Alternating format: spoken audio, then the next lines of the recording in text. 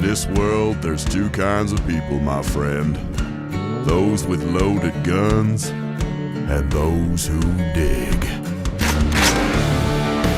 Broadcasting from a Montana wilderness fortress at the headwaters of the Missouri, this is Matt Christiansen Live. I believe in the sand beneath my toes. The beach gives a feeling and a deep feeling. I believe in the faith that grows. Last week, you were one of those who participated in a Choose Your Fighter video. It got some criticism, including Democratic Senator John Fetterman called it bizarre and reportedly mocked it in the Senate. I will say that your punching looked better than some of your colleagues. Congratulations, butthead. It is important that people see that we're real people, and even if that means that there's a moment to laugh, that's okay, since it seems like we're doing more crying than anything. Shut up, bitch! Senator Fetterman is consistently walking around the Senate chamber, and he is walking around in such a way that they literally had to change the rules in the Senate so that he could walk around that way. So I just don't think that he's necessarily the one to actually have an opinion. I mean, this is a guy that doesn't seemingly want to own a suit. I'm not really sure. Oh, girl, baby girl, don't even play. But I don't show up in hoodies when I'm going on the floor. I doubt it. You are fake news. The American people are tired of women. Very fake news. We're not paid actors. It really happened. Great story. Compelling and rich. You want to do it now? I'd love to do it right now. All right, America, go to the YouTube right now. Skag free, whoever he is. Dude, Matt straight up sucks. In 5, 4, 3. I can't do it. Fuck it, we'll do it live. Hello and welcome to the show. This is Matt Christiansen Live for Sunday, March 16th, 2025. Thank you for tuning in. Sitting shotgun tonight is our friend Batman. Welcome back to the show. Thank you very much. Howdy, folks. Or top of the morning to you, I should say, on this St. Patrick's Day Eve. Or maybe top of the evening to you. I don't know what the proper salutation is. I don't either. Oh, no Irish in you? There is, actually. I just don't know. Well, hey, great guest tonight, or maybe even an exciting new segment. Kyla Turner, a.k.a. Not So Erudite, is a progressive or a left-winger who actually, my sources say, and my experience tells me, is willing to talk in good faith and wants to understand the thinking of others. So she's going to join in about 30 minutes. We're going to talk tariffs, Democrat infighting.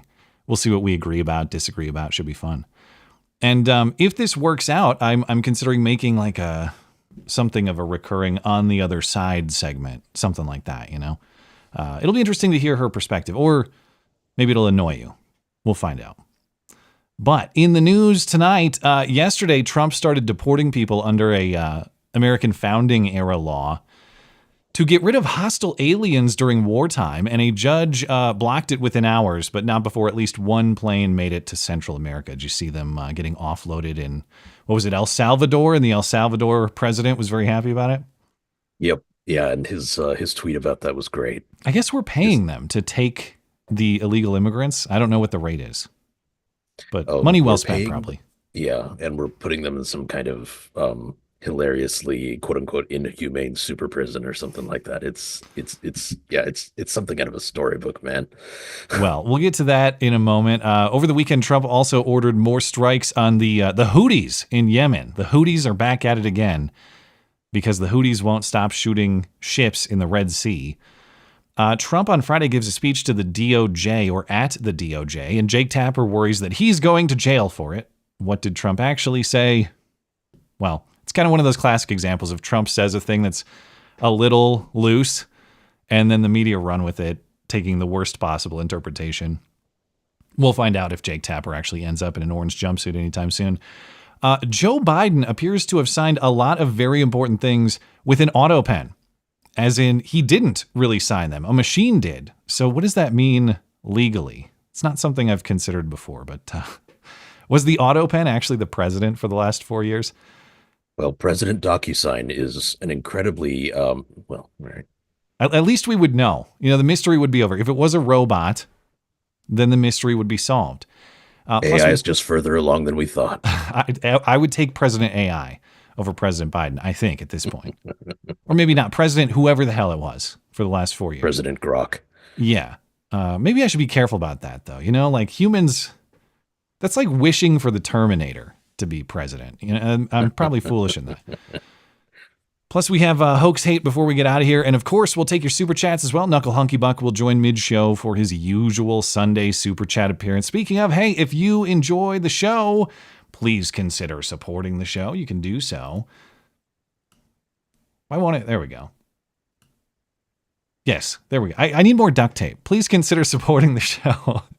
You can do that for as little as $1 a month over on my website, mattchristiansenmedia.com or mattis.gay. Listener support is what keeps my operation running. Of course, it's hugely appreciated. Not only helps me sustain, but make sure I'm able to pay the people who help me out too. There are perks available for your support as well. mattchristiansenmedia.com/support, linked in the description. Got to say hi to our friendly listener-owned business for the evening as well. That's our friends at Kineo Mountain Woodsmithing. These are high-quality, handmade premium hardwood cutting boards, charcuterie boards, serving trays, and more, all of which are great gift options or the perfect piece to class up your kitchen or anywhere else. Blake at Kineo Mountain made me a cutting board engraved with my YouTube channel logo, and it looks amazing. It's been part of our kitchen for a long time now, has not aged a bit. And in addition to the quality, that's the best part about Kineo Mountain's products. They're fully customizable, not just in materials, but in engravings too. So if you'd like to personalize a gift like that one, that can be arranged. Or if you have any other custom hardwood project in mind, no matter how big or how small, Kineo Mountain Woodsmithing can make that a reality for you. Just get in touch at kineowood.com. All Kineo Mountain Woodsmithing products are made in Colorado from premium domestic hardwood sources. Kineo Mountain Woodsmithing is the absolute highest quality woodworking that will last you forever. Listeners of this show get 10% off all Kineo Mountain Woodsmithing products and services using promo code MATT10 at checkout. That's promo code MATT10 for 10% off everything at kineowood.com, KINEOWOOD.com. Find everything you need from our friends at Kineo Mountain Woodsmithing, plus other great offers from the rest of our friendly listener-owned businesses like Hero Soap Company, Western Razor Company, Hope Innovations, and more. mattchristiansenmedia.com/deals. Deals by listeners for listeners. And I still don't have clarity. Well, I guess I already asked you for St. Patrick's Day and Irish and shamrock expertise. Is there a connection between St. Patrick's Day and shamrocks and spearmint? Or is it just that they're kind of green? I'm pretty sure it's just the green thing. Got it. Well, don't forget our friends at Hero Soap Company. They have another new scent for your sampling. Spearmint is a crisp, refreshing. It's not a crip like the Bloods and the Crips. It's crisp and refreshing. And it's a minty soap with a subtle cooling effect that'll leave you feeling clean all day. Don't settle for just fresh breath with some gum or something. Get full body fresh with Spearmint from Hero Soap Company. All natural and high quality as always. 10% off everything from our friends at Hero Soap Company when you use promo code MCListener. HeroSoapCompany.com, promo code MCListener. And lastly, don't forget we have new merch available in the merch store. Got a wide variety of t-shirts and mugs and stickers and other things available. Don't forget, merch purchases not only help my business, but they support the designers who made these graphics as well, all of whom are listeners of this stream and this channel. All right, hopping into the news, Mr. Batman. I assume you saw the story of Alelia Everett, yes?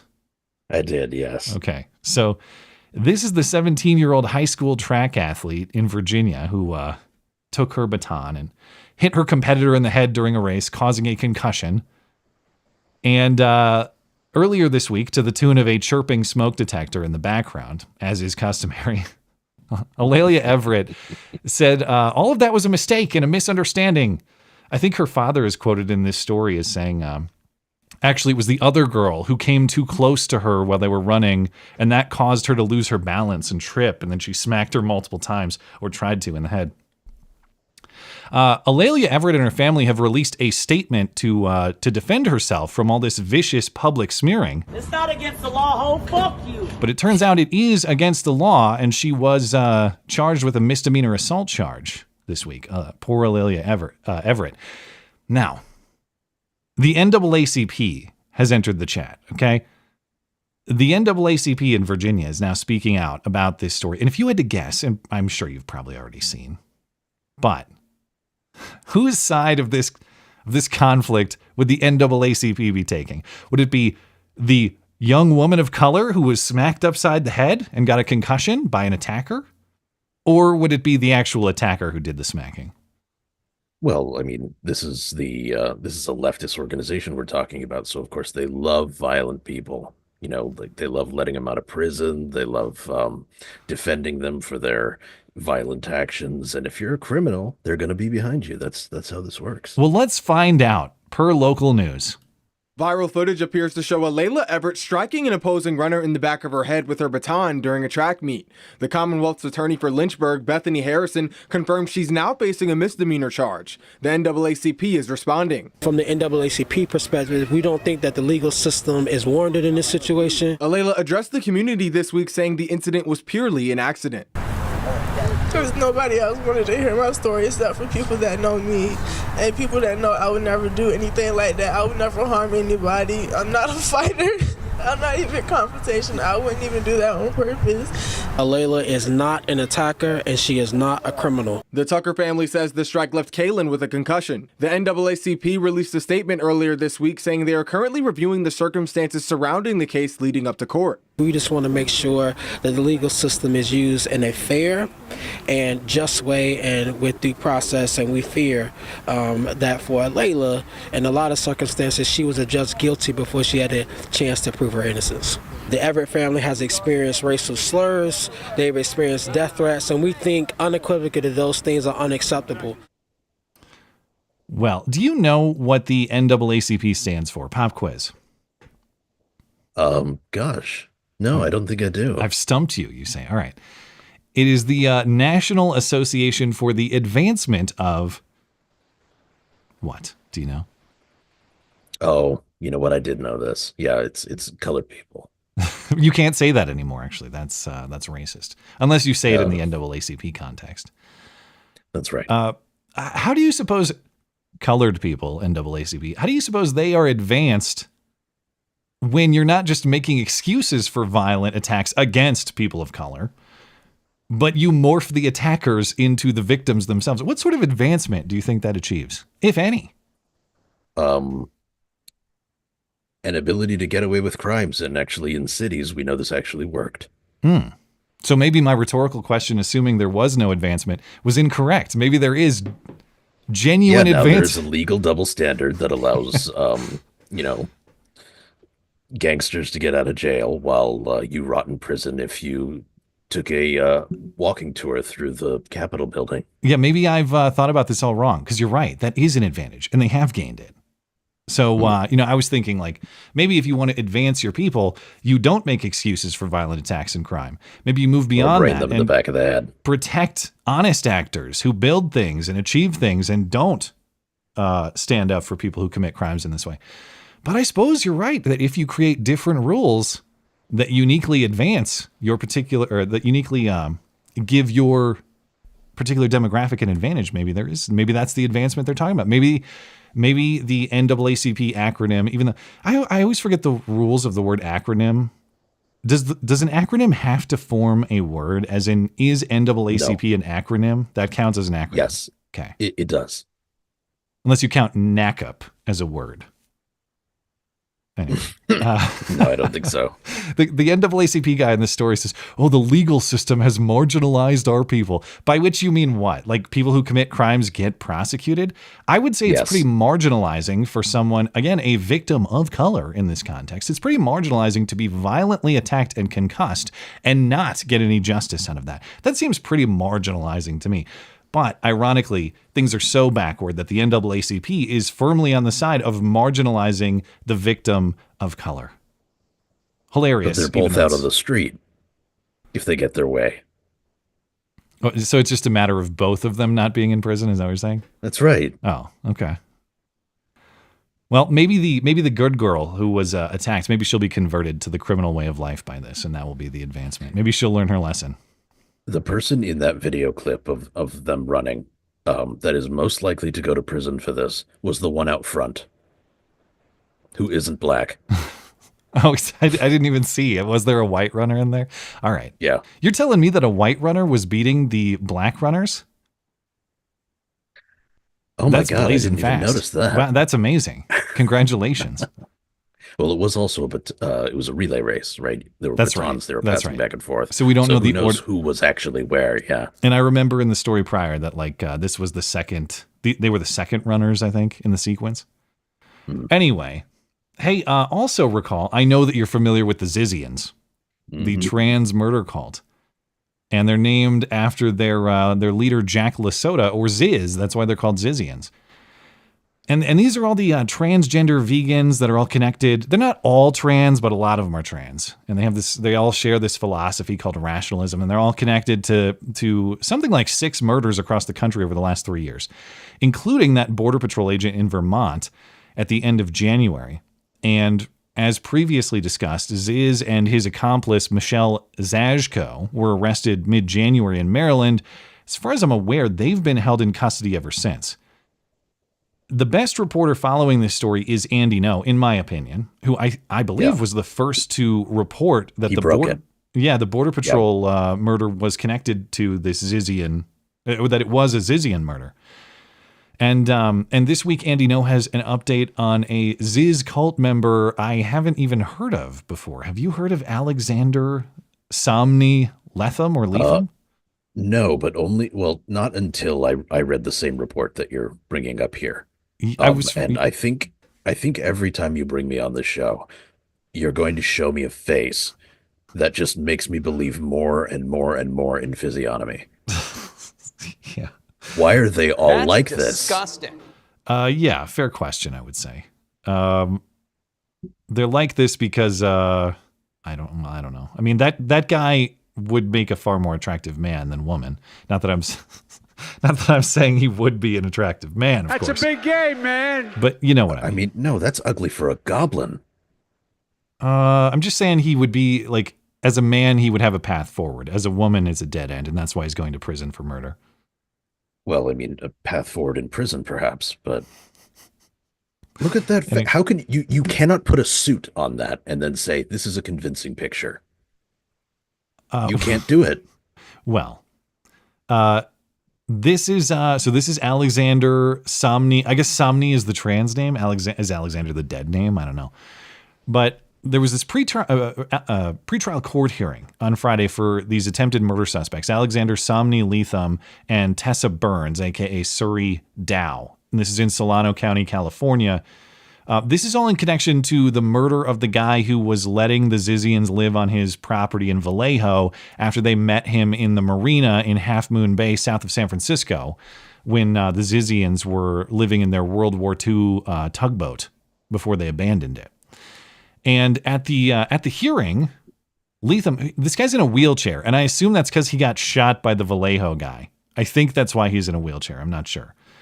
This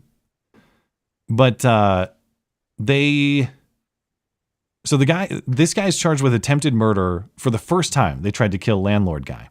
He's also charged with the murder for his fellow Zizian who died in the attack because she was killed in self-defense by the landlord guy. So they're facing an attempted murder charge because they tried to kill landlord guy. They're facing a murder charge because their friend got killed by landlord guy in self-defense. And this trial was supposed to hit before we're supposed to begin for the attempted murder charge April 2nd. But then the Zizians killed the landlord guy who was a key witness at that trial. So there's been confusion about how to proceed. That's what the court's trying to figure out right now. And the Zizians, according to Andy No, are trying to get a mistrial for transphobia. So this guy rolls into the courtroom. There's no video of this, but he rolls into the courtroom in his wheelchair, and he's yelling behind his mask, this is a show trial to coordinate the genocide of transgender people. Now, ironically, a little bit of transphobia probably would have saved the life of this landlord guy, Curtis Lind, because if he never let these people on his property in the first place, they never would have killed him for it. But hopefully that mask gets replaced with a spit guard soon enough. Well, we'll keep following the Ziz story. Hold on, I forgot. I forgot to be on Discord so Tim can help me out if needed. Sorry about that, Tim. Let me get that set up. Okay, moving on. Now I'm going to talk about Democratic infighting a little bit more with our guest later. But if you could think of a dream Democrat infighting matchup, it might be this one. It might be this one because there's been this Democratic infighting going on between all the cringe that they keep producing and the desperate showmanship at the non-State of the Union speech with Al Green and the rest of them. And then there's disagreement about supporting this continuing resolution on government spending that Chuck Schumer and company just signed on to avoid the government shutdown. We might have the most entertaining the most entertaining Democratic matchup possible, because in one corner we have Jasmine Crockett, the congresswoman from Waffle House, who my sources say has the hardest weave grab hammer punch. That is her official move. The hardest weave grab hammer punch in D.C. In the other corner, we have based Frankenstein, John Fetterman, who, of course, will laugh in your face and crush your skull until your neck grows a lump like the one that he used to have. Now, John Fetterman recently ripped on the cringe Choose Your Fighter video that Democrats made. Oh, my God. That was... Yeah, that was something. We live in a world where it just so happened I was in a place that had Fox News on in the background. I am not a regular watcher of that channel, to be clear, but we are in a place where I had to. We live in a reality where I had to turn and look at the TV with Fox News on it when I heard Super Smash Brothers music playing from the screen. Yeah, this is a thing that happened. And you found out that's what it was. So John Fetterman ripped on that cringe. And then this morning on CNN, Jake Tapper asked Jasmine Crockett for her response, and she ripped John Fetterman for his slobby hoodie ways. Last week, you were one of those who participated in a Choose Your Fighter video. It got some criticism online, including Democratic Senator John Fetterman called it bizarre and reportedly mocked it in the Senate hallway. I will say that your punching looked better than some of your colleagues. Fetterman has been criticizing your party for undignified antics and a sad cavalcade of cell phones during the president's address to Congress. What's your response to Senator Fetterman? He's not the one to talk about anything. I mean, this is a guy that doesn't seemingly want to own a suit. I'm not really sure. But I don't show up in hoodies when I'm going on the floor. And so the idea that you would say that we could not have a moment in which an influencer asked us to do this. So an influencer asked them to do it. That justifies everything. Apparently, if we had contacted, not that I'm embracing the title influencer, I'm just saying, if you have, I guess, a modest social media following, you reach out to Jasmine Crockett and say, hey, stop voting in nonsensical ways, and while you're at it, just shut up. She'll do it because an influencer asked her to do it, I guess. Clearly incorruptible. Yeah. Now, for all the problems that Republicans have, and Trump, and I believe there are many, hey, I'd rather be in that position than choosing between Jasmine Crockett and John Fetterman to be the voice of your party. Now, but to their question, which fighter would you choose? Would you choose Jasmine Crockett, straight out of Waffle House, or based Frankenstein, John Fetterman? And to me, the question depends on if Jasmine Crockett gets to wear her nails or not. Those are pretty scratchy.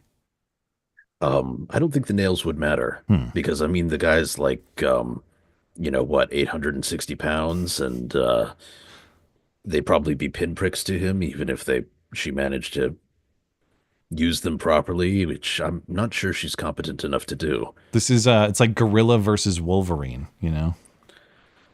And I mean the actual animals, not the X-Men guy. And I can say that because I'm calling the white guy a gorilla. Well, I don't know. I always think of Wolverines as being kind of beefy, actually. Okay, I would think this is more like a gorilla versus a wasp. Okay, fair enough. All right, before Kyla's here, I need to get into this legal dispute over the weekend because the big news of the weekend is that Trump has invoked this 1798 law called the Alien Enemies Act to allow for faster deportation of Tren de Aragua members. And then within about 5 minutes, a federal judge said, no, not only do you have to stop these deportations, but the planes have to turn around and bring the gang members back. And some planes were already heading to Honduras and El Salvador, where there are agreements for these illegals to be received.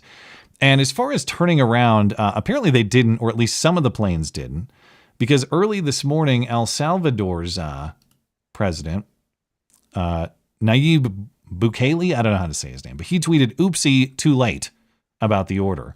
And he had a bunch of photos of these Tren de Aragua guys and a video being unloaded off the planes. So I guess these guys aren't coming back. There are a few hundred more gone out of our country. Where's the video in here?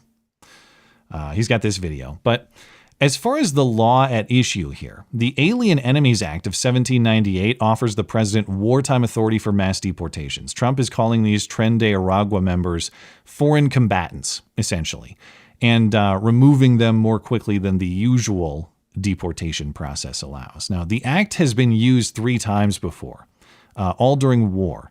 In World War II, it was the law invoked to incarcerate Germans and put the Japanese in internment camps, actually. So Trump issued a statement on this move, and it reads in part, over the years, Venezuelan national and local authorities have ceded ever greater control over their territories to transnational criminal organizations, including Tren de Aragua. The result is a hybrid criminal state that is perpetrating an invasion of and predatory incursion into the United States. That's important language, as I'll get to in a moment, and which poses a substantial danger to the United States.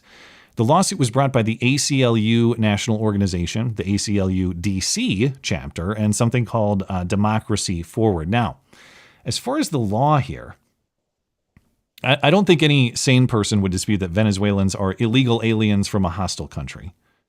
The problem, maybe, and this is going to get interesting, the law allows for swift removal in times of declared war, though not exclusively then. Now, we're not in a time of war with Venezuela or Tren de Aragua, constitutionally as declared by Congress, of course.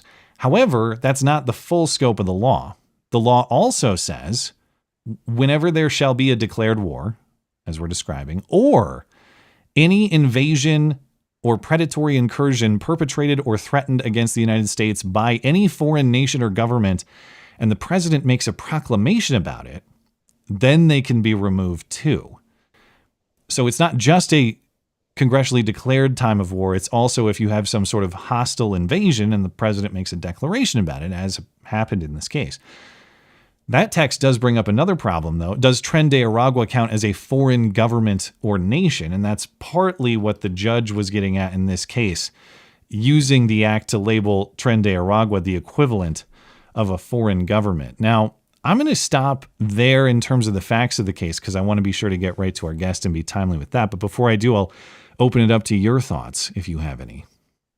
I mean, I'm no judge, obviously. I'm no lawyer. I'm none of that.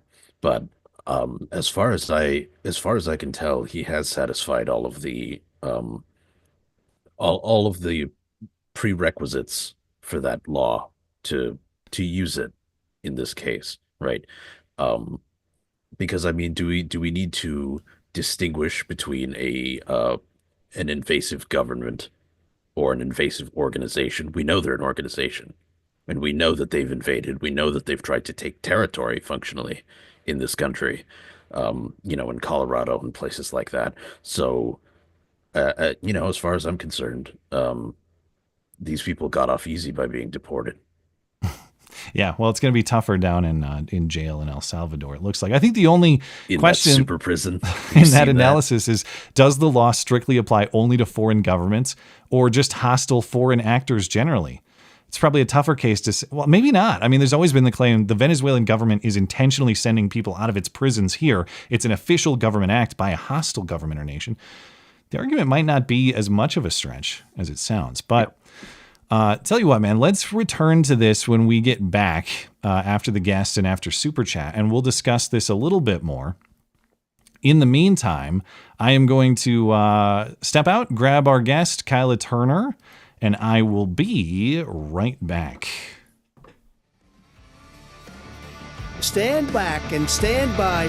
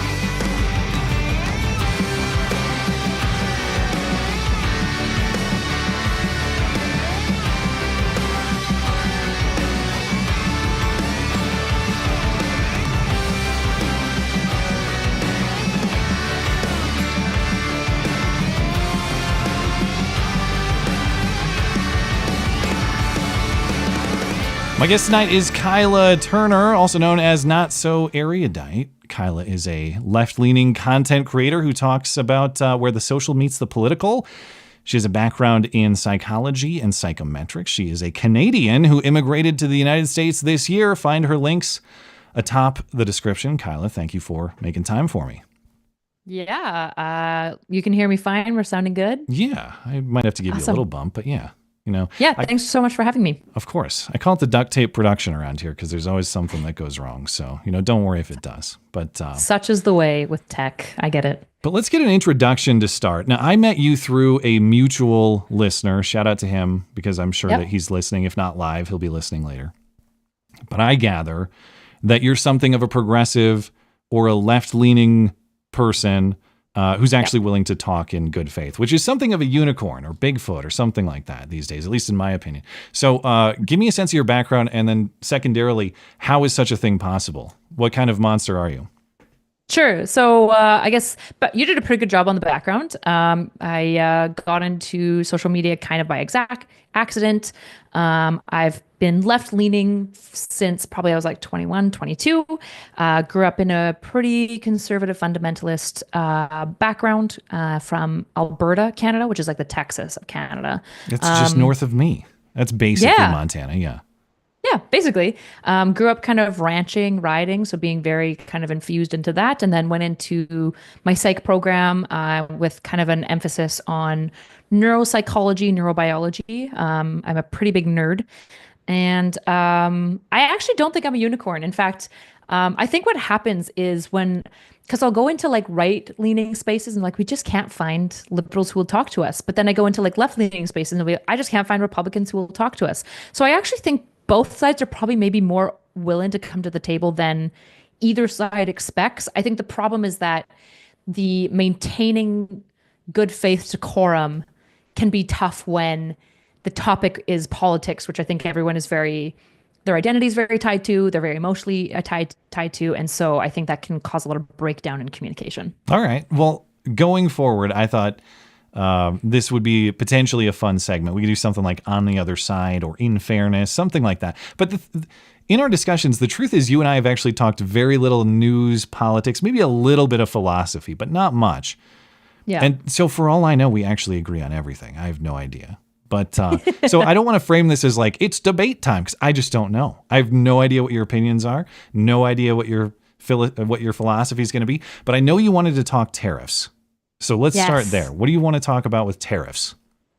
Okay, so I sent you an article. Last week, you were one of those. I do that. There's the duct tape. I do that once a stream. Here's your article. Sorry. Sure. Yeah. So I sent you this article. I wanted to talk to you about tariffs, and I think this article was a really good example. I was trying to find a story that kind of focused in on how tariffs are affecting people at an individual level, and I think actually, ironically enough, like the bourbon and in general the liquor industry is a really good example of how tariffs, particularly for local businesses that don't necessarily have a super good through line to the executive branch, can get really impacted by tariffs, particularly tariffs that seem to be kind of flexing and going back and forth. And so this story, they basically just talk about how bourbon makers, and they don't even get to the politics. There's probably lots of bourbon makers that are left and lots that are right. But because the tariffs are kind of getting threatened and then rolled back and then threatened again and then upped and then dropped, it's making, I don't know if anyone remembers COVID time. And in COVID, one of the biggest issues when I've forgotten all about what is that? Does Yeah, anyone remember? I was just telling my chat that I hate talking about COVID because it's just like the trauma for everyone. I was at a Or was it our wisest time? Okay, so you're starting off with some positive. You're starting off with some wisdom there. If you see the flaws of the COVID era, you're speaking my language. All right, sorry. Go ahead. Look, I'm friends of no side during the COVID. Okay, that's my go-to. Okay. I was mad at everyone, but I was working in a treatment center for women, and so the biggest problem that we had with COVID, on top of just like the burden of managing COVID, was actually the back and forth. I think the back and forth policies were probably the most economically and like psychologically burdensome on our staff. So, as in the arbitrary changing of policy at any point in time. Exactly, right? So sometimes if people were wearing masks and 6 feet apart, they could all be in the classroom together. And then suddenly that changed. And now actually class had to be exclusively online. And we were an inpatient care facility. So it's like, we don't have like 10 laptops to give to each client to like sit in their room when we have like a room upstairs, right? But we were a healthcare facility. So we have to follow all these policies. And it was basically almost like, I quit in the middle of COVID because I went back to school. But every single week, the leadership team would meet and we would sit down and go, what are the new policies? How do we implement them? And how do we communicate this to our actively detoxing, struggling not to relapse clients of being like, remember those annoying rules we had last week? They're different this week. Good luck. Yeah, I think that's a fair criticism of what's happening with tariffs right now. I think you have to ask, for what purpose are the tariffs being brought? And we're seeing a lot of different explanations. Mm-hmm. There's trying to secure the border, a piece of leverage to get Canadians and Mexicans to help us secure the border. There is industry protection, like we're going to bring manufacturing back here. And then there's the idea that it's just like good long-term economic policy rather than, say, a point of leverage to get a foreign actor to do something that you want. So there's ambiguity in the purpose, but I will certainly take your point that even if you think like tariffs are good long-term policy, there is, I think, benefit or wisdom to being more clear and saying, we want, or if it's just a point of leverage, we want Canada or Mexico to do X, Y, and Z.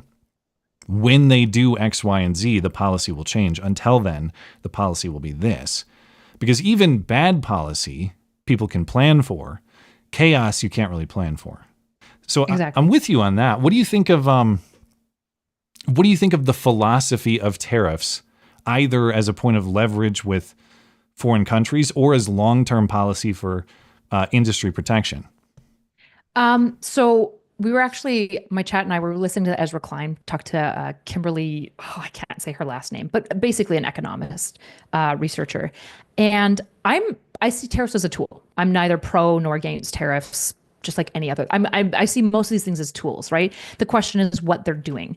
Generally, most of the data that I find about like manufacturer protectionism is very weak.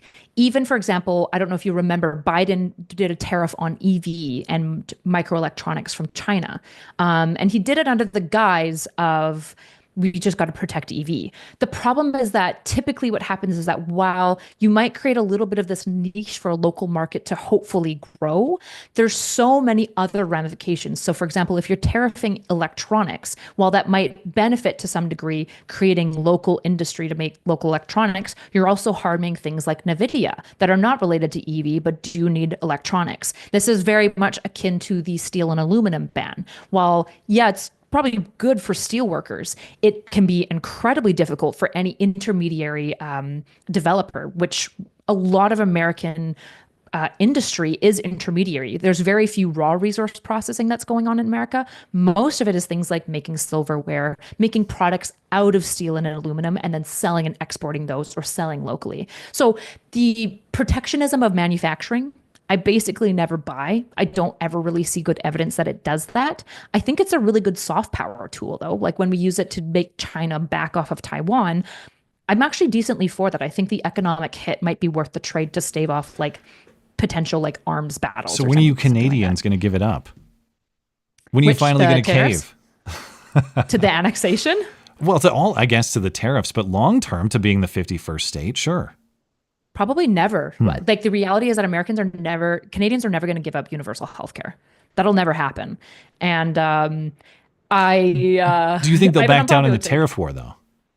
Because this has gone on longer than I thought. To give the Canadians some credit, I thought this would be like the first Justin Trudeau episode back when Trump announced these tariffs, and Trudeau came out and took this bold stance, and then about 5 seconds later said, okay, I agreed to some concessions in exchange for a 30-day extension. I thought for sure this was going to be over. And then it's extended, what, 2 weeks now? Something like that? So the Canadians are holding on longer than I expected. What sort of effect do you think this is having for... I know that like Canadian pride is all up now, and they all hate us. And an election. Yeah. Okay. There's so what do you think is going to happen there? I think it depends on the will of the people. Canadian politicians and judges are very responsive to the people, basically, because judges are voted in. I suspect that so long as Canadians are pissed off about this and are saying like fuck you, America, they'll hold to it. I mean, think about World War II. Like the Canadians were notorious, like the unexpected, crazy guerrilla war group that like did a lot of war crimes. Actually, people don't talk about this, but Canadians were like known for being like, look, if you've got like a bad front, if you like can't punch through, like send in the Canadians. They're kind of like animals. And so I think people underestimate. I guess I don't know the history of Canada and World War II. They did crazy war crimes. Like This sounds like crimes. Speaking of unicorns and Bigfoot, this sounds like Canadian myth. But I'm gonna have to look into it. No, you should. World War II Canadian lore is actually very interesting. Like Normandy and stuff, there's some really major battles that were basically won by Canadians that nobody else could win. Because there's a lot of theories as to why. Trump deports you. That was the wrong button, sorry. I meant this one. You are fake news. Very fake news. My bad. Yeah, you just look into it. Basically, there was this theory that most soldiers shoot above head. Like most people don't actually want to kill others. Whereas Canadians were like notorious for just like, they'll just shoot right at your face. Like they don't give a fuck. Like I said, there was a lot of war crimes done against German prisoners of war. In fact, Canadians were notorious for refusing to take prisoners of war, even when legally expected to. They would just like start like killing the crap out of the German captives and stuff. Okay. Well, was there anything else you want to talk about with tariffs, or do you want to talk a little continuing resolution and Democrat infighting? Because honestly, I'm a little more excited by that. Yeah, let's go down that path. We can always loop back to tariffs when we end out this conversation. I forgot. You did have another analysis from the Tax Foundation, too. I forgot about that. So let me know if you want to come back to that or any points you want to highlight before we move on. Sure. But I'll bring back to tariffs when it naturally comes up. I think it'll come back up again. I'm sure. Conversations always naturally go to tariffs, so then we can count on that. All right. So by now everybody's seen we had this budget fight, the continuing resolution, which narrowly passed through the House, faced opposition from Thomas Massie from the conservative perspective, faced opposition from Democrats, because the Democrat position was we don't want to have a temporary continuing resolution on spending. We want a clean 1 month continuing resolution and continue budget negotiations. And then Chuck Schumer does this move starting Wednesday where he says, I'm prepared for a government shutdown. And it seemed pretty obvious to me from the start. Like, this guy is posturing. There's no way he actually does the shutdown. By Friday, he didn't. And he pulled something like 10 other Democrats to go along with him to support the continuing resolution. It's signed. We don't have a government shutdown right now. So you're going to have a big budget fight in the fall, September. But you're basically continuing Biden spending with a few caveats until then. Yep. And now there's a lot of infighting among Democrats. In fact, there's talk of like primarying Chuck Schumer even. So what do you make of all this, and who's correct in the fight? I think in general, I think it depends. My understanding is if they were opposed to the spending bill because of the policy, then I think that they should not vote for it, right? the main policy concerns that I can it took me forever to find any reasons why the Democrats were concerned was specifically major budget costs. See, this is what I don't get. Why are they, when I say they, I mean most Democrats, as in it was unanimous in the House opposition, right? And then it was most Democrats in the Senate. It was like 10 Democrats that broke with Chuck Schumer to get this through. Why are Democrats mad about continuing Joe Biden era spending other than it's Trump now? So part of the issue is that if you go through the policy, there's a lot of key areas that actually lose funding, specifically like medical research areas. So there's a number of areas that lose a lot of funding that Democrats are going to be very for. So there's a lot of environmental stuff. There's a lot of agricultural resources, agriculture like animal testing for like making sure that animals stay healthy and stuff like that. So there's a lot of very classic left things that are going to lose a fair bit of funding. So it is 2024, but it's reduced. Other Democrats were arguing and saying that they were mad about it because it didn't account for inflation. And so it shouldn't be the same cost. It should be a little bit more because things are going to be more expensive.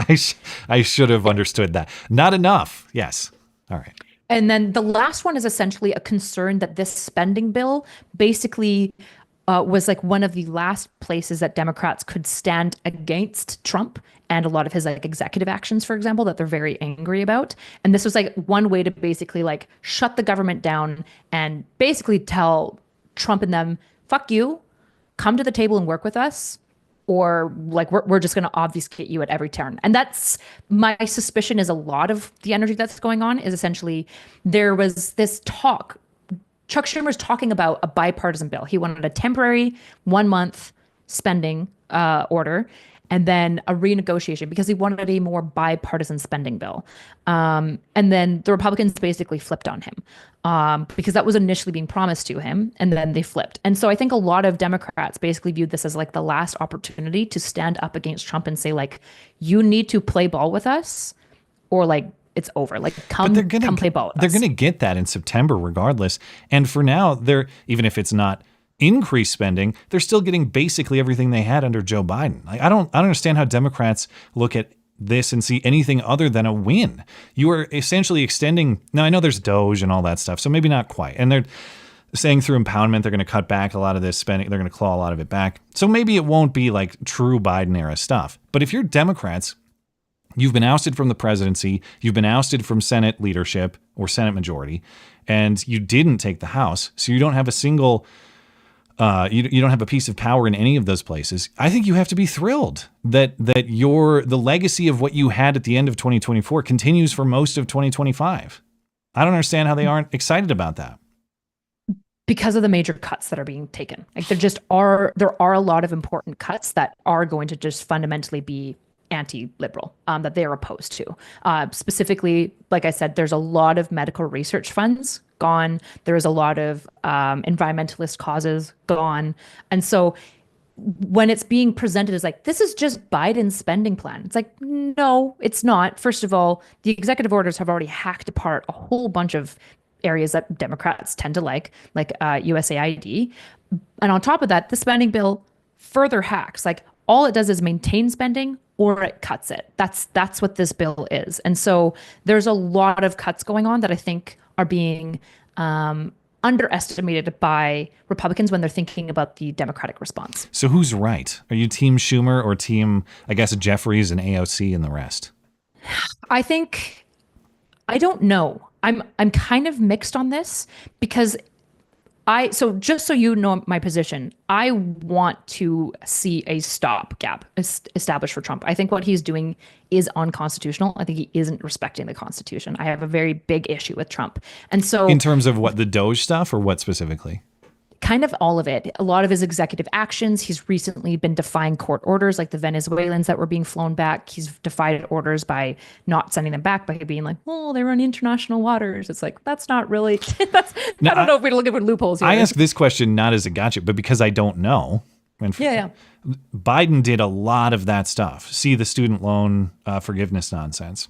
See the rent moratorium during COVID, where he just kept doing it, even though the Supreme Court said he couldn't. Now, in fairness, Trump started that. But do you think that Trump is worse, the same, when you talk about unconstitutional expansion of executive power, how do you compare Trump and Biden in that regard?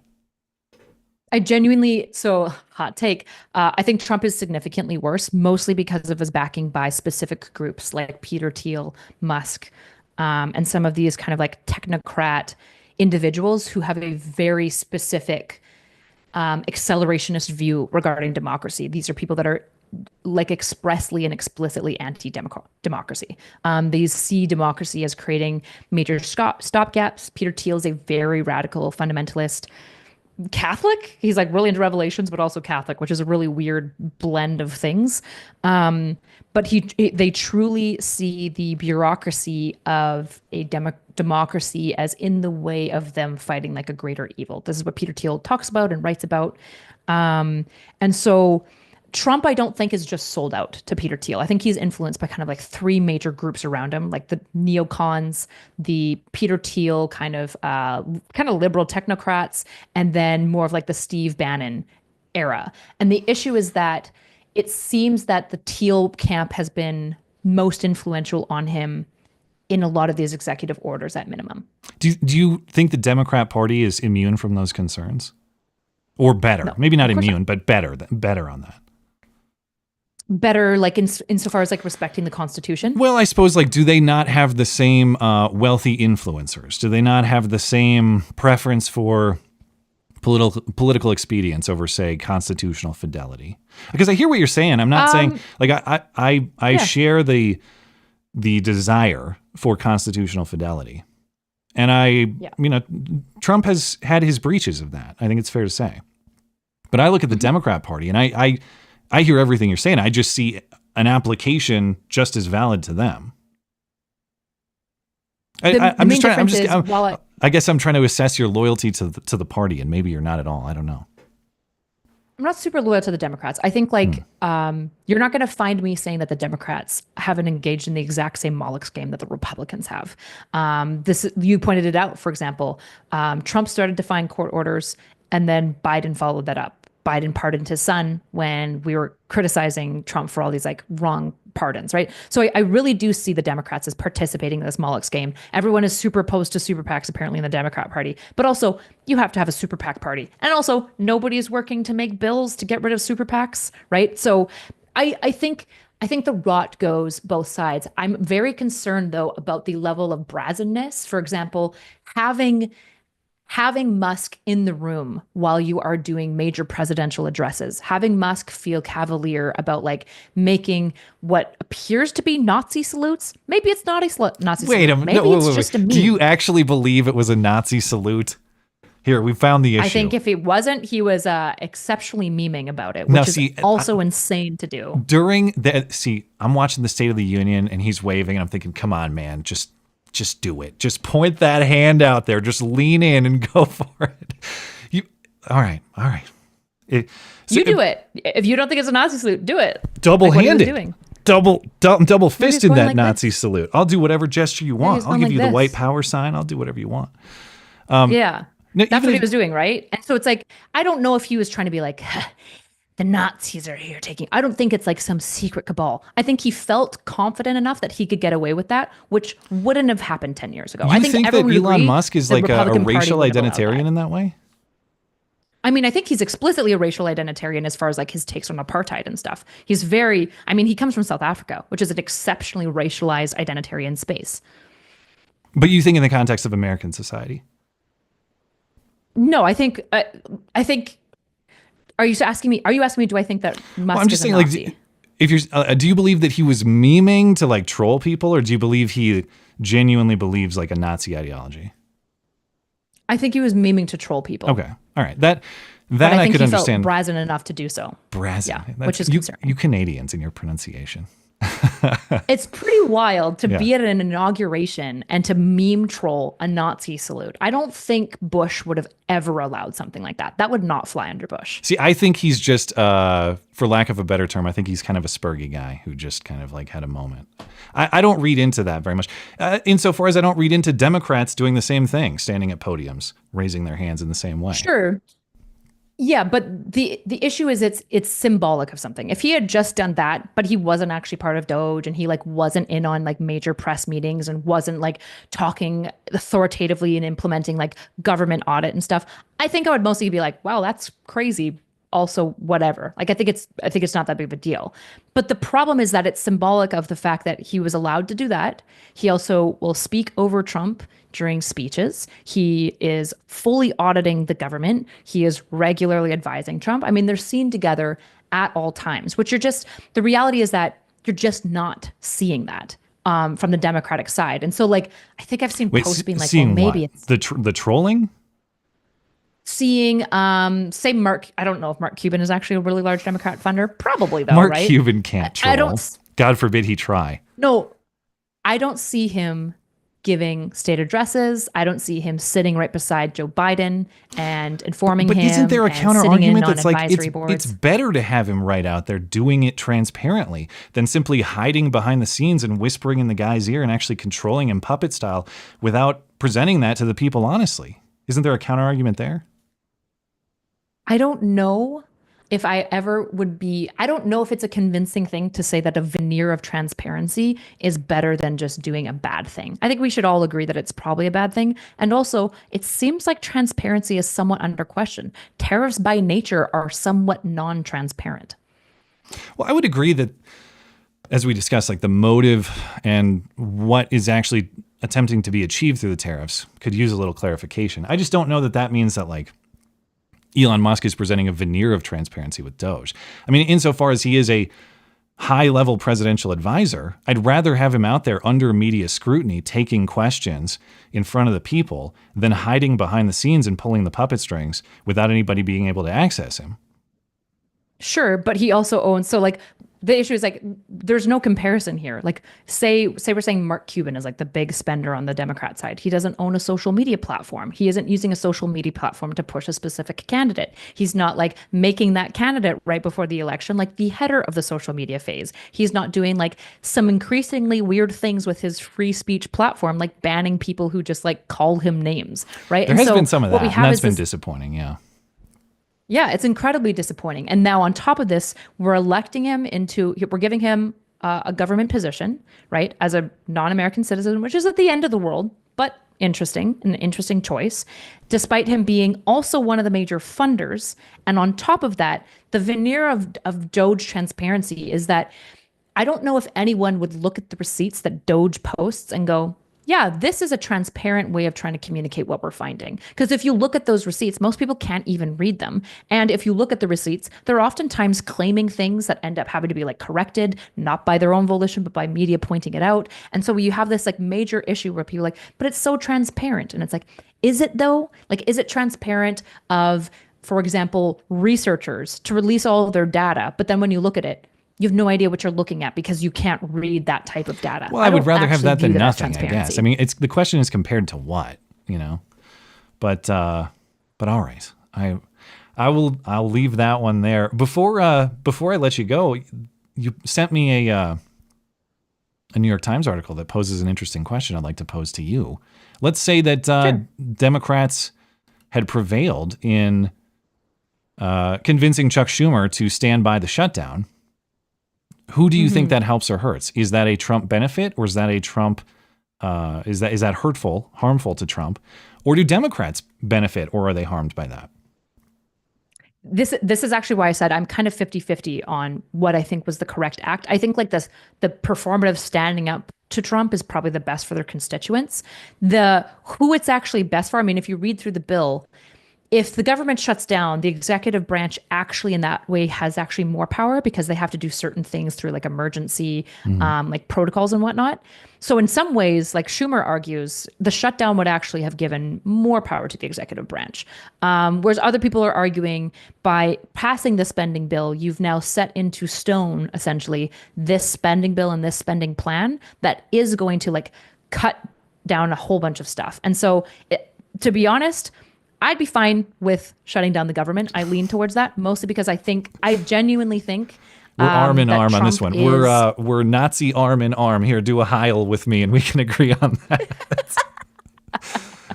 Sorry, go ahead. I I basically think that the shutdown, even if it was exclusively performative, is something that should have been moved on. I think Democrats should have done that. We all apparently believe that Trump is like potentially positioning for like an actual hostile takeover of the government. There's no world that we're like playing ball then and last minute switching to just like letting the bill go through. The shutdown is probably something that our constituents would want. I think we probably come to the conclusion for completely different reasons, but that's interesting. If we can all unite on the federal government falling apart and no longer able to function, then I'm there. I'm right there with you. Although I sense that you probably don't want that long term, but that's okay. No, I do not. Are you an ANCAP? No, I wouldn't say ANCAP, but I do believe that the federal government has a very limited defined role constitutionally, and that it must, not only by law, but morally, that police power and political power needs to remain with the states as a means of preserving our rights. That is to say, if you can't stand the legal structure that exists in your state, one of the best exercises of your rights is to pack up and leave and move over to that other state that is much more to the way you're looking to live. And I think preserving that is such an important way of preserving the union and preserving the rights of the people to exist within it, that when the federal government is so massive and bloated that it's a part of your day-to-day life and the way it's become, it makes it completely unlivable, and it necessarily infringes on your rights. So that's why, even though I think there are certainly more constitutional ways than others to dismantle it, I greet the dismantling in mostly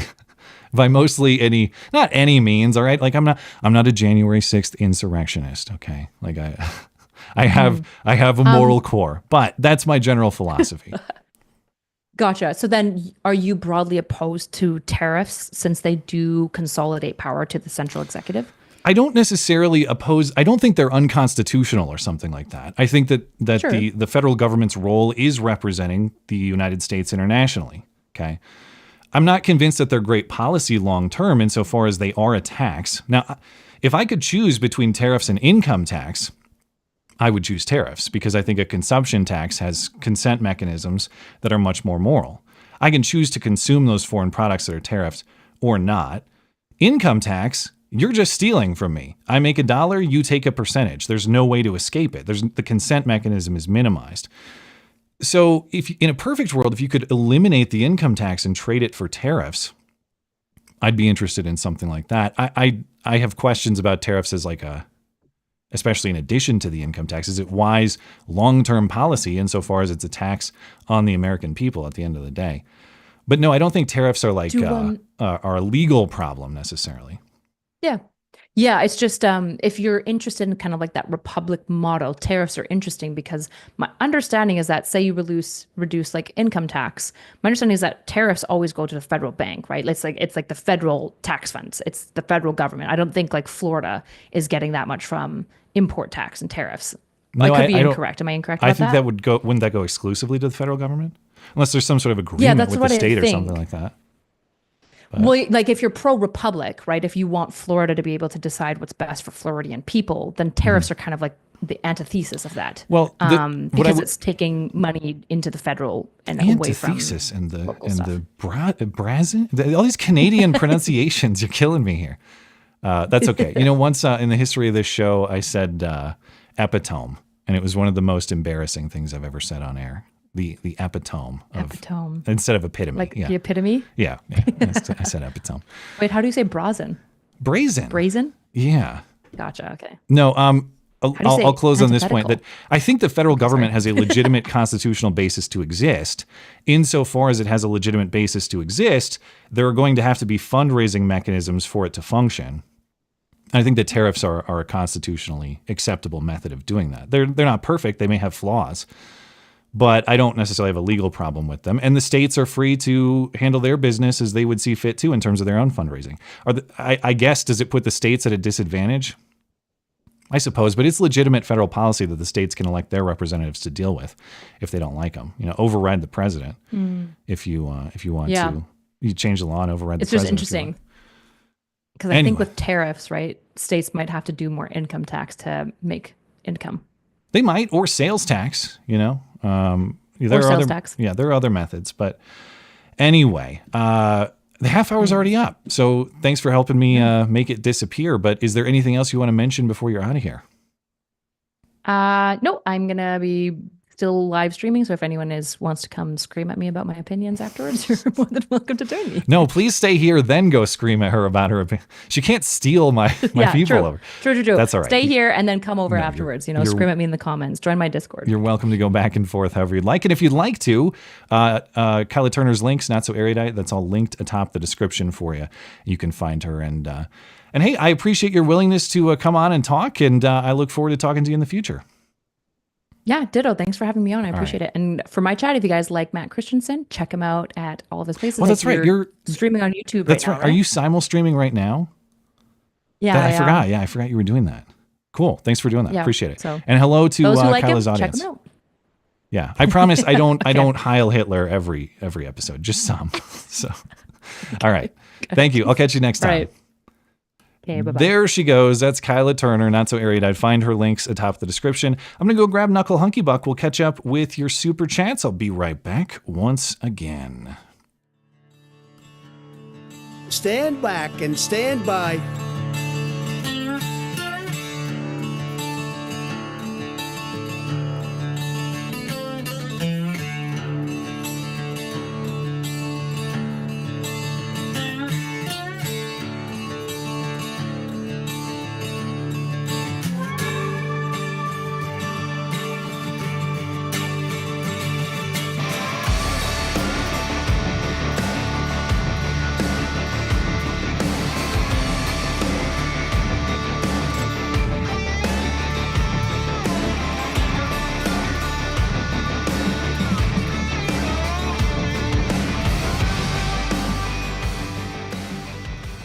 Knock, knock.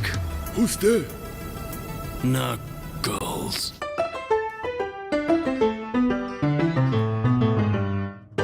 And now it's time for Super Chats with Knuckle Hunky Buck. I'm a knucklehead at times. All right, sir. How are you? Oh, not too bad. How about yourself? I'm all right. It's been a long time since I've done the Heil on stream. It's like my muscle memory it's not there anymore. I can't do it with the automatic Elon enthusiasm. Yeah. How'd you feel about doing that? No, I think it's very interesting, and I appreciate her willingness to talk. Obviously I don't agree on all of it, but I think there's certainly some common ground. And hey, man, if you can have like a civil discussion with someone on the other side, I count that as a win. So, you claimed that it was rare. I don't think it's actually as rare as you think. Okay. Like, yeah, seeing a leftist willing to like openly talk about their beliefs. That's like saying that a caterpillar coming out of I'm sorry, that a butterfly coming out of You suck. chrysalis. A chrysalis is rare. What is this? It's they all. No, it's just as soon as you talk reasonably to a leftist, they just become a conservative. It's a metamorphosis exercise, Yes. is what you're saying. No, I don't know. I think she stuck to her guns on several things, but Yeah, but have her on a few more episodes. She'll keep getting more and more conservative because she can't keep arguing against good logic and still, keep back. well, thank you for giving me some credit. But how do you know I won't become like a flaming blue-haired transgender member of the Ziz cult? Like when you look at all the facts in front of you, you lay it out, and you're not sure one way or another which side you're going to choose. I don't know. Well, we'll see. I'm guessing reason is going to win with you. Well, I hope, but we'll find out. We'll see. All right. Stay tuned, people. Will he turn We'll her find a little out. bit? Everybody thought I was eventually going to become Hitler. No, I'm going to become Karl Marx eventually. All right. Stooge McDuck over on YouTube. Careful with partnering with NSE, Not So Erudite. Kyla. She's associated with Destiny, and you might not want the drama. Just a warning. Well, she's her own person. I know that she's worked with this person and that person.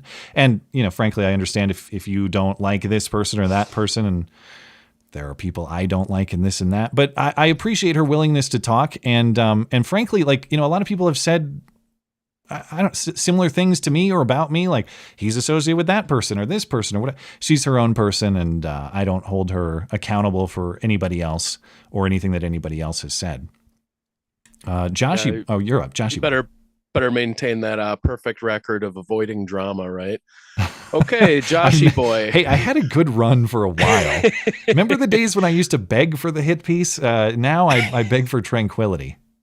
Well, and the hit piece still won't even touch you. It's going to be like if there is a hit piece, it's going to be this MC Live featuring Knuckle Hunky Buck and Batman and they're going to list all the names and then also other commentators. Yeah, Basement Dweller tells terrible jokes on some other guy's stream. that will be the hit piece. Congratulations ahead of time. All right, sorry, we were on Joshy boy. Just a friendly reminder that Canada has provinces. We'd have more than just one additional state when we annex Canada. Yeah, well, would we treat? That's a good question. Would we treat them all as states? If we treated them all as one state, that is a massive land mass, but it actually would be smaller than the state of California, would it not? Or about the same size? Is Canada's population less than California? No, that's Quebec County, and it's not Quebec County; it's Quebec County. This is America. Okay. I'm going to fact check that while you read the next. Or wait, am I up? They get 2 senators. They don't get more than 2 senators. Canada's population is 40 million. That's higher than I thought. Yeah, Canada's population is barely bigger than California, 40 to 39 million. Okay. Am I up? Yeah, right now. I did get Joshy boy. Yeah, never specifics. Dem mo. Just tell us one policy that Trump EA'd and why that policy was wrong. EA'd, I assume, executive actioned.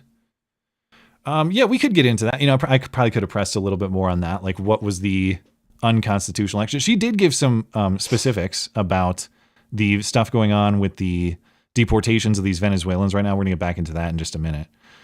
I'm not convinced that when I first looked at it, I thought, okay, Donald Trump maybe exceeding his authority here because this looks like a formally declared war. You can do this. We're not in a formally declared war. And then you read the rest of the statute. I mean, it's from 1798, but it's still valid.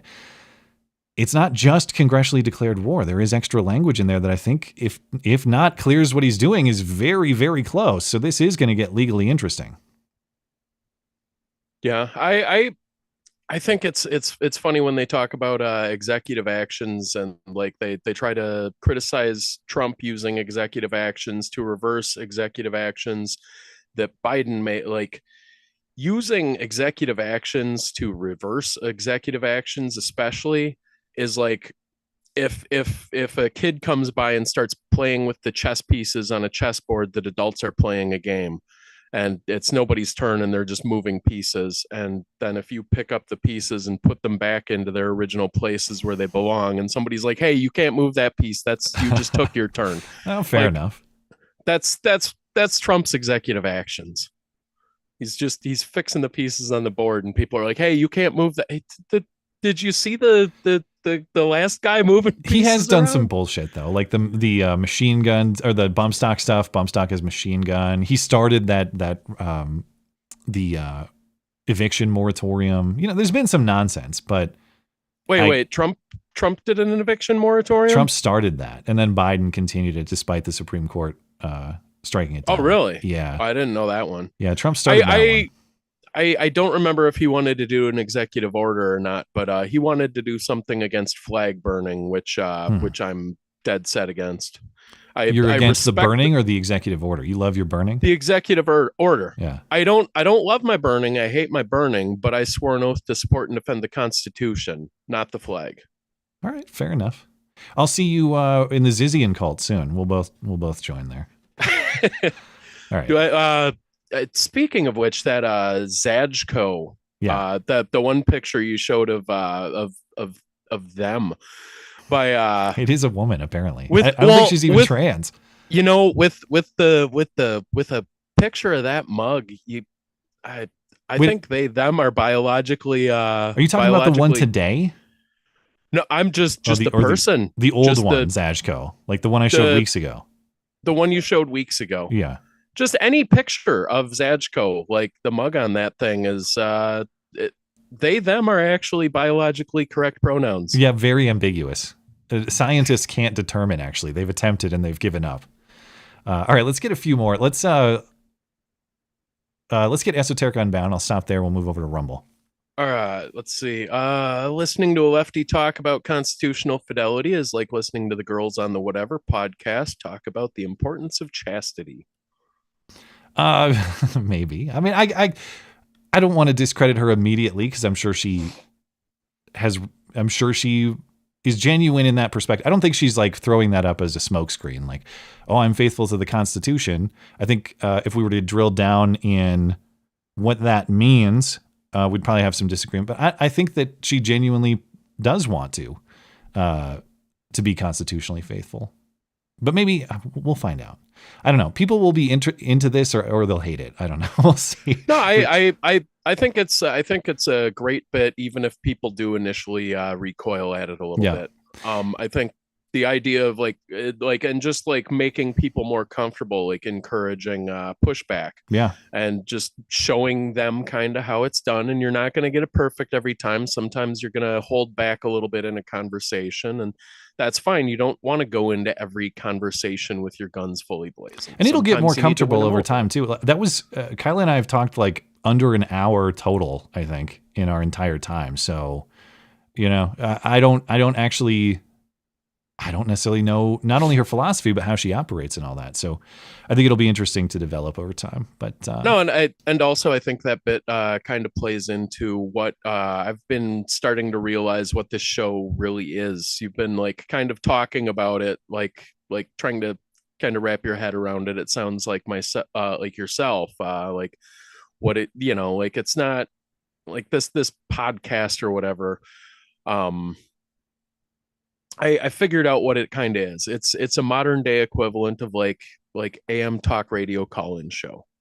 This show is AM talk radio AM talk radio energy. Is that a compliment? I'm going to take it as one. Anyway, it is. It's okay. Like because you got you got like kind of like the cool guys or whatever, that are like playing up a certain thing, and then like this is like you're the kind of like maybe a little bit boring but kind of funny principled guy who, and I bring in the like weird like drunk uncle energy on like this is AM radio. I do need a drunk uncle. You're right. That's fair. It's a fair characterization. All right, Rumble, Elbot is here. Thank you. I am not going to be niggardly. Appreciate it. You got Rumble feed, or do you? I'm starting with Laughing Boy. Okay, why don't you get Laughing Boy and I'll mop up after that. I've got just found a clip from Friday's Bill Maher episode. His quest, it says, I'm assuming that's guest. His guest, Batya Ungar Sargon, actually made sense. I'm definitely going to bring her up to people. Wait, Cenk Uygur and Sargon had a daughter? Is that what that's about? Batya Ungar Sargon. All right, I'm gonna check that out. I did see some clips. Character. I didn't hear it though. Thank you, Laughing Boy. Yakko, 1977. The Houthis effed around and are about to find out. Let's hope the military can avoid shooting down its own jet this time around. I forgot that happened. Secretary of Defense Hegseth has only had a month to clean house. I fear there are lots of DEI left. Well, we'll find out. Mr. Nibbles, it's hilarious that Fetterman is the only halfway sane raging liberal considering the stroke. I guess it takes actual brain damage to make the left sound sane every now and then. Yeah. Hey, Fetterman's growing on me, man. Just like the lump on his neck. Really, well, I guess his isn't growing on him. It's actually declined over time. But do you think that it's given up some of its power? Or do you think that's why he's gotten better? Do you think the lump was actually the part of him that you hated? It was like I don't know. It was his Kawado. It was his neck Kawado. Rabid communism concentrate that was in there, and it's sort of dissolved over time, and he's become more sane. I don't know, but Fetterman, obviously he says a lot of stuff I don't like, but I like his style. He's actually funny a lot of the time, and there are so few actually funny Democrats. He might be the only one, so I appreciate him for that. Well, just in case it was his neck Kawado that was the part that you hated, just basically ignore him every time he starts saying, "Open your mind." Is that was that a movie reference? It's kind of a split movie reference slash Rick and Morty reference. Oh, see, I don't know Rick and Morty, and I definitely don't know movies. Okay. It's like a Rick and Morty. It's a reference to Rick and Morty referencing Total Recall. Oh, but I did see Total Recall. Yeah. Okay. Yeah. Spirit of Lexington, I wouldn't even know about the Ziz cult if it weren't for you and Andy No. And I live in Vallejo. Yeah. Well, Andy No has done a great. I'm just borrowing Andy No's work. You know, I'm doing it with credit. Obviously, I'm not stealing it. But Andy No is the one who's out there like getting this information. I'm just helping to do a little bit of amplification because he's finding it all out, and I appreciate that. And okay, over on Odyssey, let's see. Blanket says, Matt, have you ever watched Impractical Jokers? It's probably the funniest reality TV show. I don't know. Yeah, I don't know what. I haven't seen it. Do you know what it is? I'm sorry, I was just reading something briefly. Impractical Jokers. Oh, yeah, no, I've seen I've seen it advertised on the sidebar. I think maybe I've briefly watched it like for like a couple minutes a few years ago. Well, I'm sorry we can't offer an opinion, Blankets, but I appreciate your support for the show. All right, anything you want to add before you're out of here? Yeah, no, you were I noticed you were talking about earlier you were talking about being willing to take AI over Biden, and that kind of reminded me of like how like a few years ago I was hearing theories that Biden actually was AI, that they replaced Biden with AI, and I always had to correct people. He may be A, but he was never I. All right, that one wasn't too bad. You know, I'm going to award a rim shot for that, but still. Get the hell out of here. All right. Thank you, sir. I'll see you next weekend. See you next week. There he goes. That's our friend Knuckle Hunky Buck. I'm a knucklehead at times. I'm going to go get Batman, and I'll be right back. Stand back and stand by.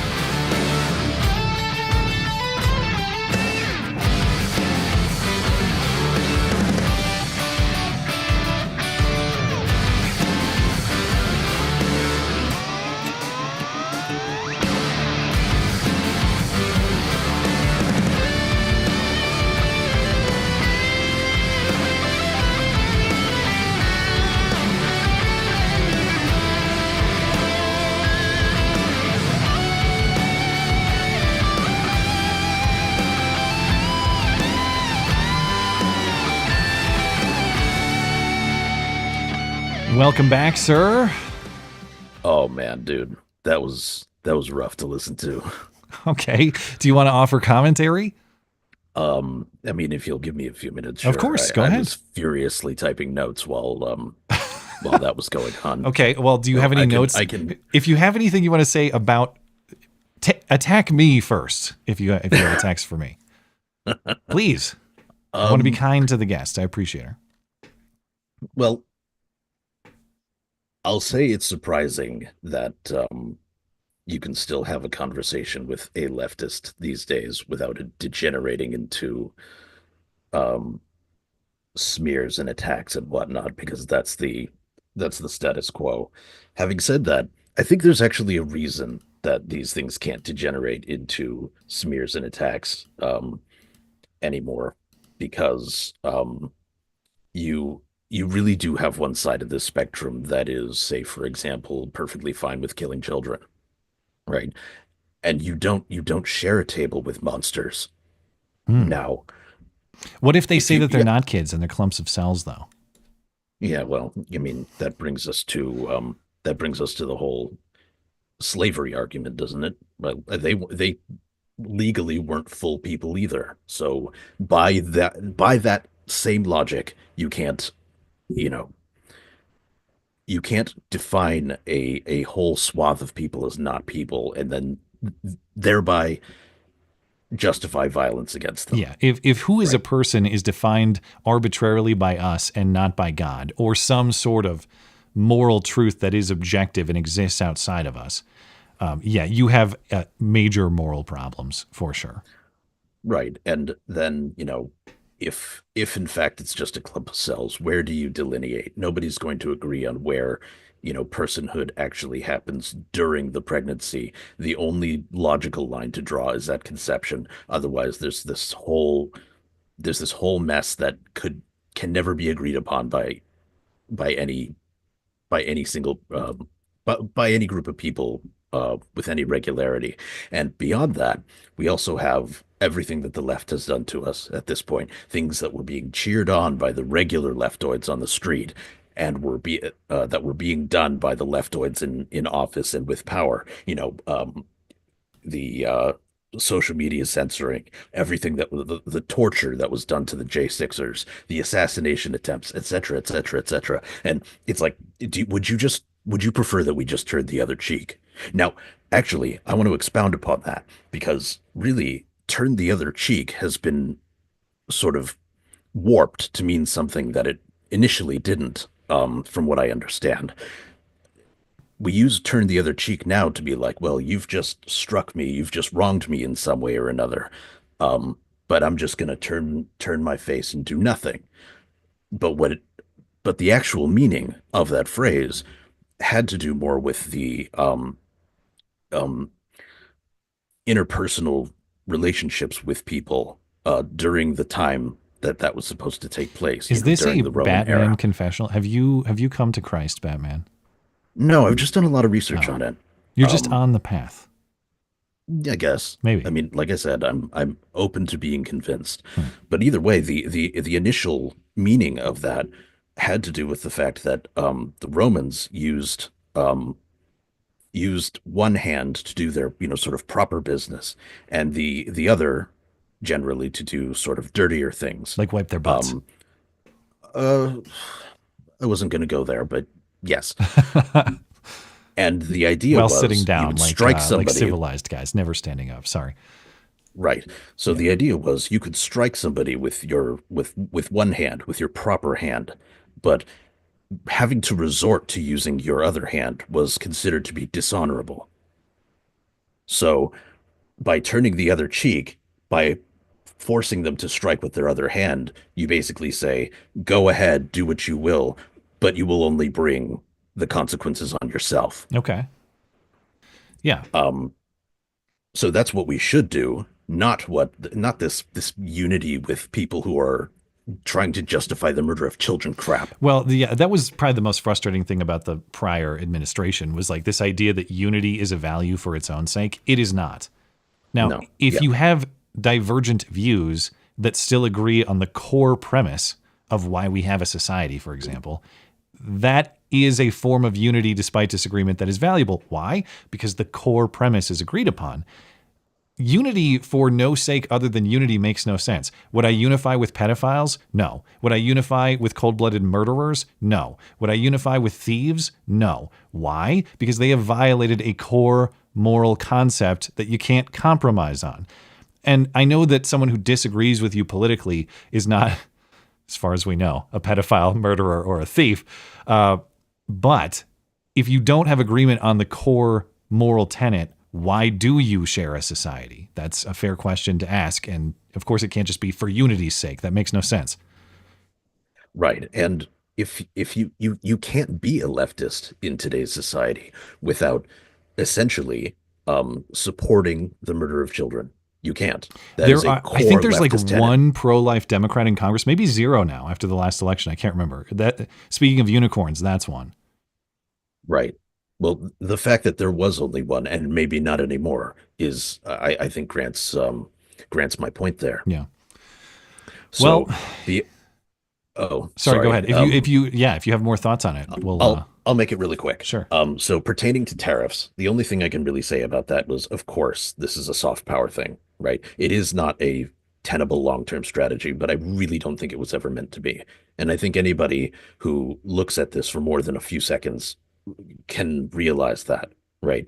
And one of the points she brought up pertaining to what makes this a bad thing is that, look at how it's hurting American small businesses. And I can grant that point. But the fact is, if somebody's stealing your wallet and then you turn around to confront them and they try to shove you, the shove in this metaphor being Ontario's that retard that heads Ontario threatening to shut down power for that guy threatening to shut down power for American citizens, you might bruise your knuckles when you punch them in the face. All right, fair enough. I'll move on from that. Metaphorically, Raju Mohan. of course. Yeah. Although well, maybe I already Batman said would this was a fight Doug metaphor. Ford. I don't know. Yeah. All right. We got a lot left I want to talk about. So let's get back into it. We left off with the Trump deportation to the Trump invoking the Alien Enemies Act to deport these Tren de Aragua members, and the judge stopping that, saying that this may not be a valid exercise of the law. We were a little bit hurried in closing that conversation.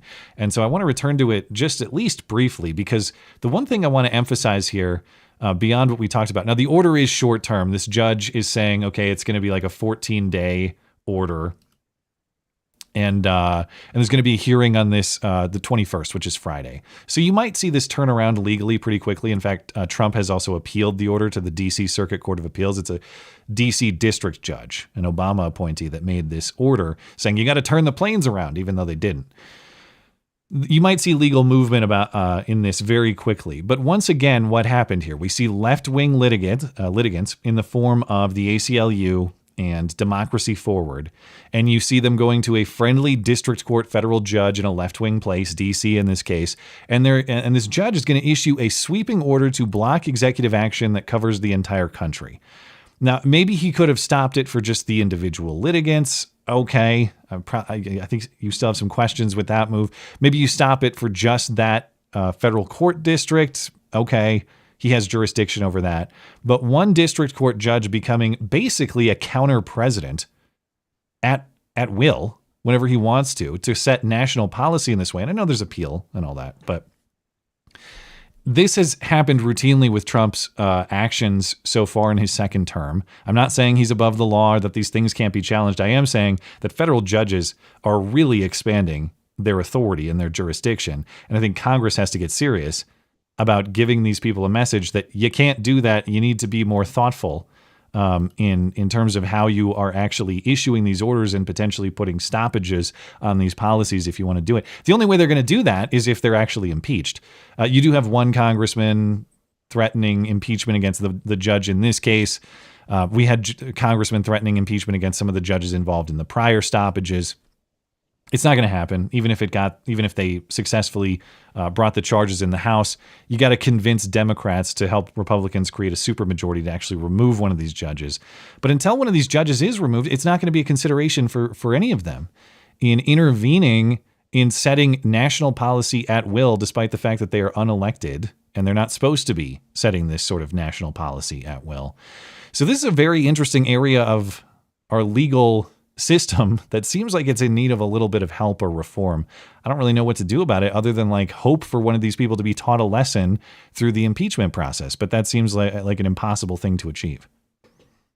Yeah, it's definitely been a frustrating affair to try to wrap your head around because, for our entire lives, it seemed like this checks and balances system was so well thought out, was so neatly put together. And, of course, we had problems and no system is perfect and all that, but it seemed like everything was sort of working as planned for, I don't know, for the most part, until, of course, the last maybe couple decades ago, depending on how far you want to, delve into it. But now it really does seem like the judicial branch has wildly overstepped their purpose, and there's no real legal recourse when it comes to telling these people to stay in their goddamn lane. There's appeal to the higher courts and there's impeachment. And even when they are overruled, though, like I'd like to see a rule like this. If a district or lower court judge is overruled like a significant number of times, I don't know what that number would be. It would be something of an arbitrary threshold for sure, but there are lots of arbitrary thresholds in law. If you are overruled on appeal X amount or maybe X percent of the time, it's like an automatic boot. You're out. Now, the problem there is that gives even more power to the appeals courts and to the Supreme Court. And even though I'm friendly with this Supreme Court mostly, do you really want to shovel even more power to the Supreme Court? Yeah. Yeah, I agree. And I don't think I could necessarily just come up with a solution on that. Or I don't think I could even craft one, let alone necessarily explain it. Yeah. But so I guess we're gonna go with this, and we're gonna run with this system for. I don't know. The whole thing is frustrating. I mean, I don't like government by executive action either. However, in terms of deporting illegals and managing immigration policy, that is squarely the federal government's arena and the arena of the executive in the federal government to act upon the laws that already exist. And to our prior discussion, if this is not actually the intent of what Congress was talking about with this Alien Enemies Act back in 1798, it's 1 foot in, 1 foot out. I mean, we're about as close as possible. And it's frustrating to have these district court judges not just intervening for policy A, B, or C domestically, but intervening to say, no, bring those Venezuelan gang members back. Now, I know he wasn't saying let them back out on the street. He was saying keep them in some sort of detention, but still, it is a sad state of affairs. But you want to talk and not only that though, but also intervening in these judges intervening in such a way where you know that the purpose of their ruling is not for the benefit of the American people, right? This system that we have, our whole system, this Constitution was basically designed for a moral people, and we don't have that anymore, and that's why it's failing. Yeah, I would certainly agree that even though I think some forms of government are much better than others, no form of government can overcome a morally rotten people, a morally corrupt people. It doesn't matter. It doesn't matter if you have the most iron-fisted dictator or the most lenient, democratic, free society. If you have a bunch of degenerates who populate that society, it's over. No government can really fix that. And with an entire brigade of people that are basically hired for the explicit purpose of finding ways through the system, finding loopholes, finding ways to tear it apart. Well, I regret to inform you that the Houthis are at it again. See, none of this really matters because the Houthis are going to come get us. Now, I don't mean to diminish what the Houthis are doing. I think, to the point of the super chatter earlier, the Houthis are effing around, and they probably should find out. Although I'm always wary. Anytime we're getting involved in military action across the globe, and especially in this part of the world, you get a little wary. But okay, the Houthis are hooting again in Yemen, and so we're back with the airstrikes to counter their hooting. So yesterday, at Trump's orders, the U.S. military struck dozens of targets in Yemen in response to these Houthi attacks. And I'm not even joking, by the way. I know, like, Houthi it sounds like a joke. I think that's the pronunciation. It's actually Houthis. I think you're right. Yeah. So it's Houthi and the Blowfish or whatever. And so the U.S. military struck dozens of targets in Yemen in response to these Houthi attacks on Red Sea shipping. The Houthis are backed by Iran for weapons and resources. You can see Trump watching it right there with his headset on. He watched these strikes in real time. Trump warned Iran to stop supporting the Houthis, and he is threatening stop supporting the Houthis and stop threatening U.S. international shipping lanes, or America will hold Iran fully accountable and they won't be nice about it, or we won't be nice about it. At least 9 people were killed and another 9 injured in these strikes over the weekend, according to the Houthi Health Ministry. The Houthis have targeted more than 100 merchant vessels with their missiles and drones, sinking 2 ships and killing 4 sailors since the war between Israel and Hamas began, or post, October 7th, 2023. The Houthis say that they will target any Israeli vessel in their waterways in response to Israel cutting off aid to Gaza.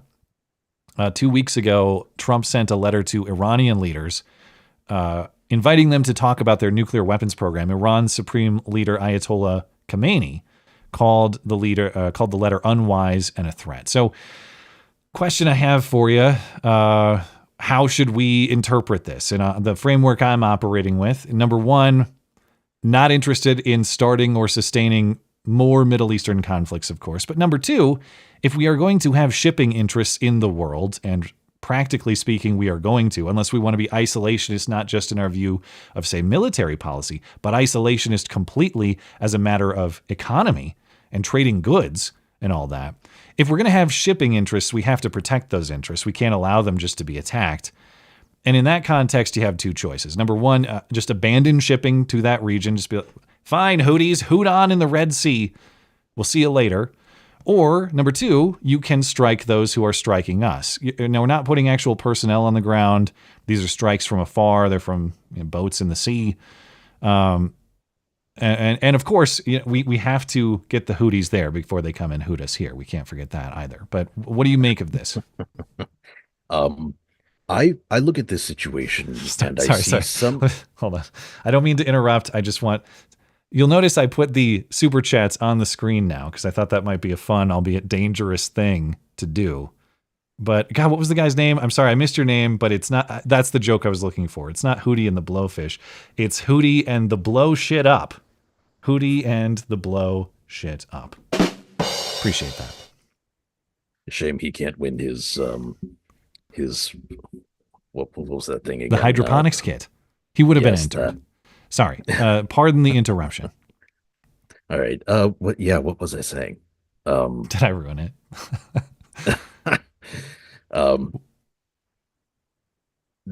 So pertaining to the Houthi or Houthi or whatever conflict. Houthi and the Blow Shit Up.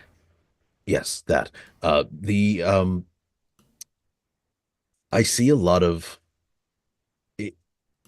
This is going to be highly dependent on how much they are affecting American business, I think. Whether or not we get involved.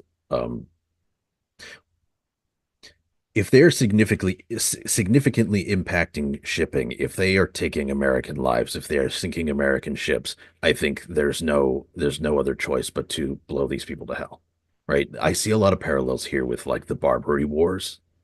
If you're familiar with that part of American history. So basically, in a historical context, there's this sort of saying that I don't know if saying's the right word, but you get the idea. There's this sort of saying like, when it comes to Americans, don't touch their boats, right? Because every time somebody touches America's boats in, sort of looking through the history of our country, it's a FAFO situation, right? You fucked around with our boats, you're going to find out. And so one of these situations is, of course, the Barbary Wars, where a whole bunch of countries sort of in the area, except for Morocco, decided to start pillaging our boats, affecting our commerce, and taking hostages. And then when, like, say, for example, Thomas Jefferson was told, well, if you want these people back, you're going to start paying us, ruinous amounts of tribute. His response was, no, and we're also going to send our entire navy over and screw up your entire day. And screw up their entire day we did. It was one of these wars that brought the line in the Marine Corps hymn, from the halls of Montezuma to the shores of Tripoli. So we have to out-hoot them, you're saying. You can't retreat. Well, I think if they're touching American American ships, if they're taking American lives, then we ruin them. I mean, I feel that's the only response. Yeah, well, I think the only counter you could have is maybe we just don't have a presence there at all. But that does seem naive to say we're not even going to have boats moving in a particular waterway ever, even if we have consensual economic activity going on. I definitely understand the sentiment, like, oh, if we're just constantly getting attacked there, then why take the risk? I get it, but also, should we be letting these people push us around? Really? Yeah, I mean, they don't look particularly sophisticated. I mean, other than they're getting these weapons from Iran, but every photo you see of the Houthis, it's just like they're a bunch of cave dweller looking guys with AKs, very Taliban reminiscent. They're Tusken Raiders. Right? They are Tusken Raiders, but at the same time, I mean, look at the Taliban track record, man. They just outlast you. And yeah, I'm definitely not saying that it's necessarily going to be like a super easy thing to do, and we don't even necessarily have to wipe them out, man, woman, and child. That's not what I'm saying. I'm just saying, okay, well, we know sort of generally where they are, We could find out where they are. We have much more sophisticated technology than they do. No, we gave it all to the Taliban, actually. Well, yeah, there is that. Yeah. But just, don't put boots on the ground. Don't do any of that. Just, wipe them out from the air. Hoot around and find out, and that's what's happening right now. Well, here's another piece This doesn't need to be a fair fight. Let's put it that way. Here's another piece of the trade war that I didn't get into. I figured it would be a little bit impolite in the context of a new guest, but I did want to mention it. Generally, as I mentioned during the guest segment, I think that it is expected that Canada will cave because Canada depends on U.S. consumption of Canadian goods more than the U.S. depends on Canadian consumption of U.S. goods. But Canada does have one remaining weapon, or so they think. If we don't do what they say, they might ban Pornhub in the United States. Ooh, don't do it. Please don't do it. That soundbite was exactly what I was thinking when I read that headline. I had no idea that was coming. Maybe I missed it in the notes you sent earlier, but all I can say is, first of all, I didn't even know Pornhub was a Canadian company. No, neither did I. It doesn't shock me. Here's another piece of information that is distressing. Pornhub is the most visited website in the U.S. with more than 3 million views a month. Now that doesn't make sense to me, though. I need to call this into question. Not that I think that that's impossible to believe, but what seems odd to me is the most visited site in the U.S. is 3 million views a month. That's it?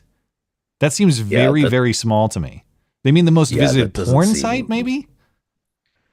That doesn't seem right. Yeah. So I question that statistic per the New York Post reporting. I'm not sure that's correct. But there's actually no indication that Canada is thinking of doing this. It's just an idea from a Canadian stand-up comedian called Matthew Pajitsky. We'll go with that. Legitimate petition was launched, though, and I looked it up. It has 500 signatures, and that seems small, but I think that's at least half of the Canadian population per our discussion earlier. So a lot of them are on board with this.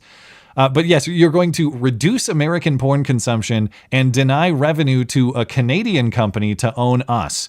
That sounds like a win and for they thought the tariffs were bad. Sounds like a bald eagle flying apple pie American win to me. So by all means, Canada, go right ahead. Do it. Absolutely do it. Go for it. Well, I got to talk about this Trump speech. To your point about what turning the other cheek means and what it means to get back at people who potentially have wronged you.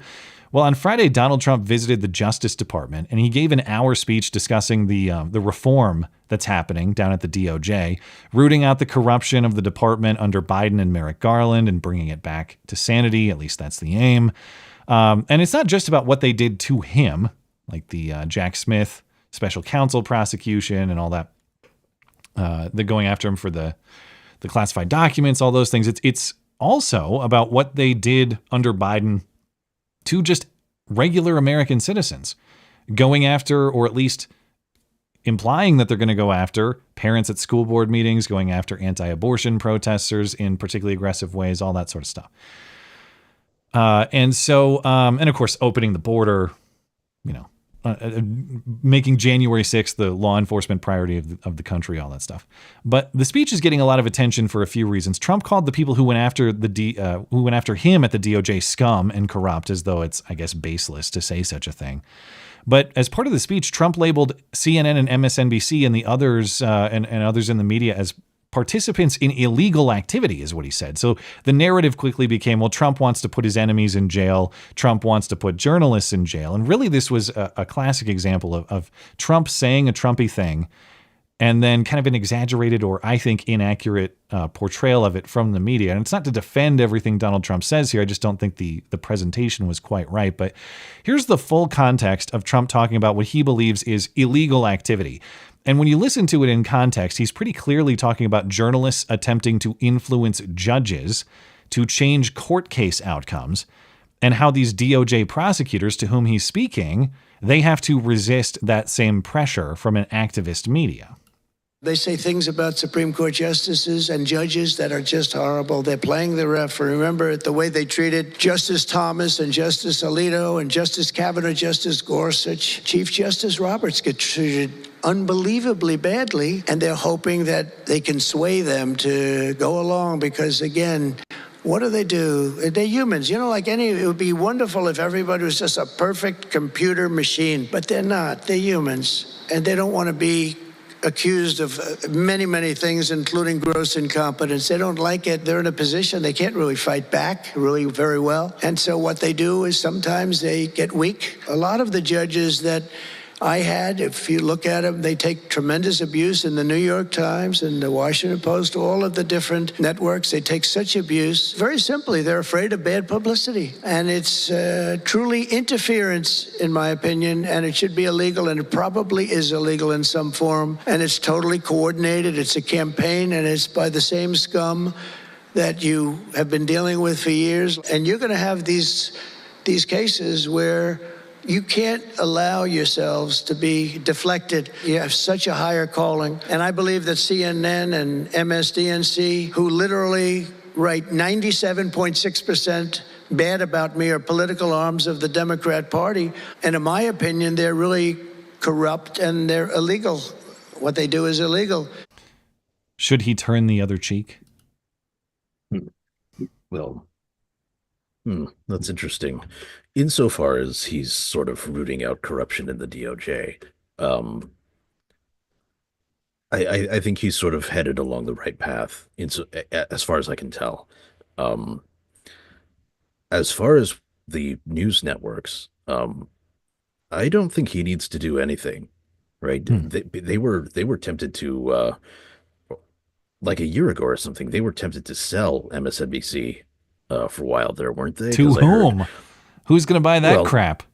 Well, that's the thing, actually. I heard people like Jack Posobiec and others were, sort of, or even Elon Musk. When Elon Musk bought Twitter, that whole thing arose when somebody said, hey, maybe you should buy Twitter, and then you can make this That's about right. free speech. I forgot there was talk of him buying it or something like that. Now I remember. Yeah, and his response was, how much? Yeah. And then when the MSNBC thing came up, somebody said, hey, can you do MSNBC too? Turn it into a meme channel? And he's like, how much?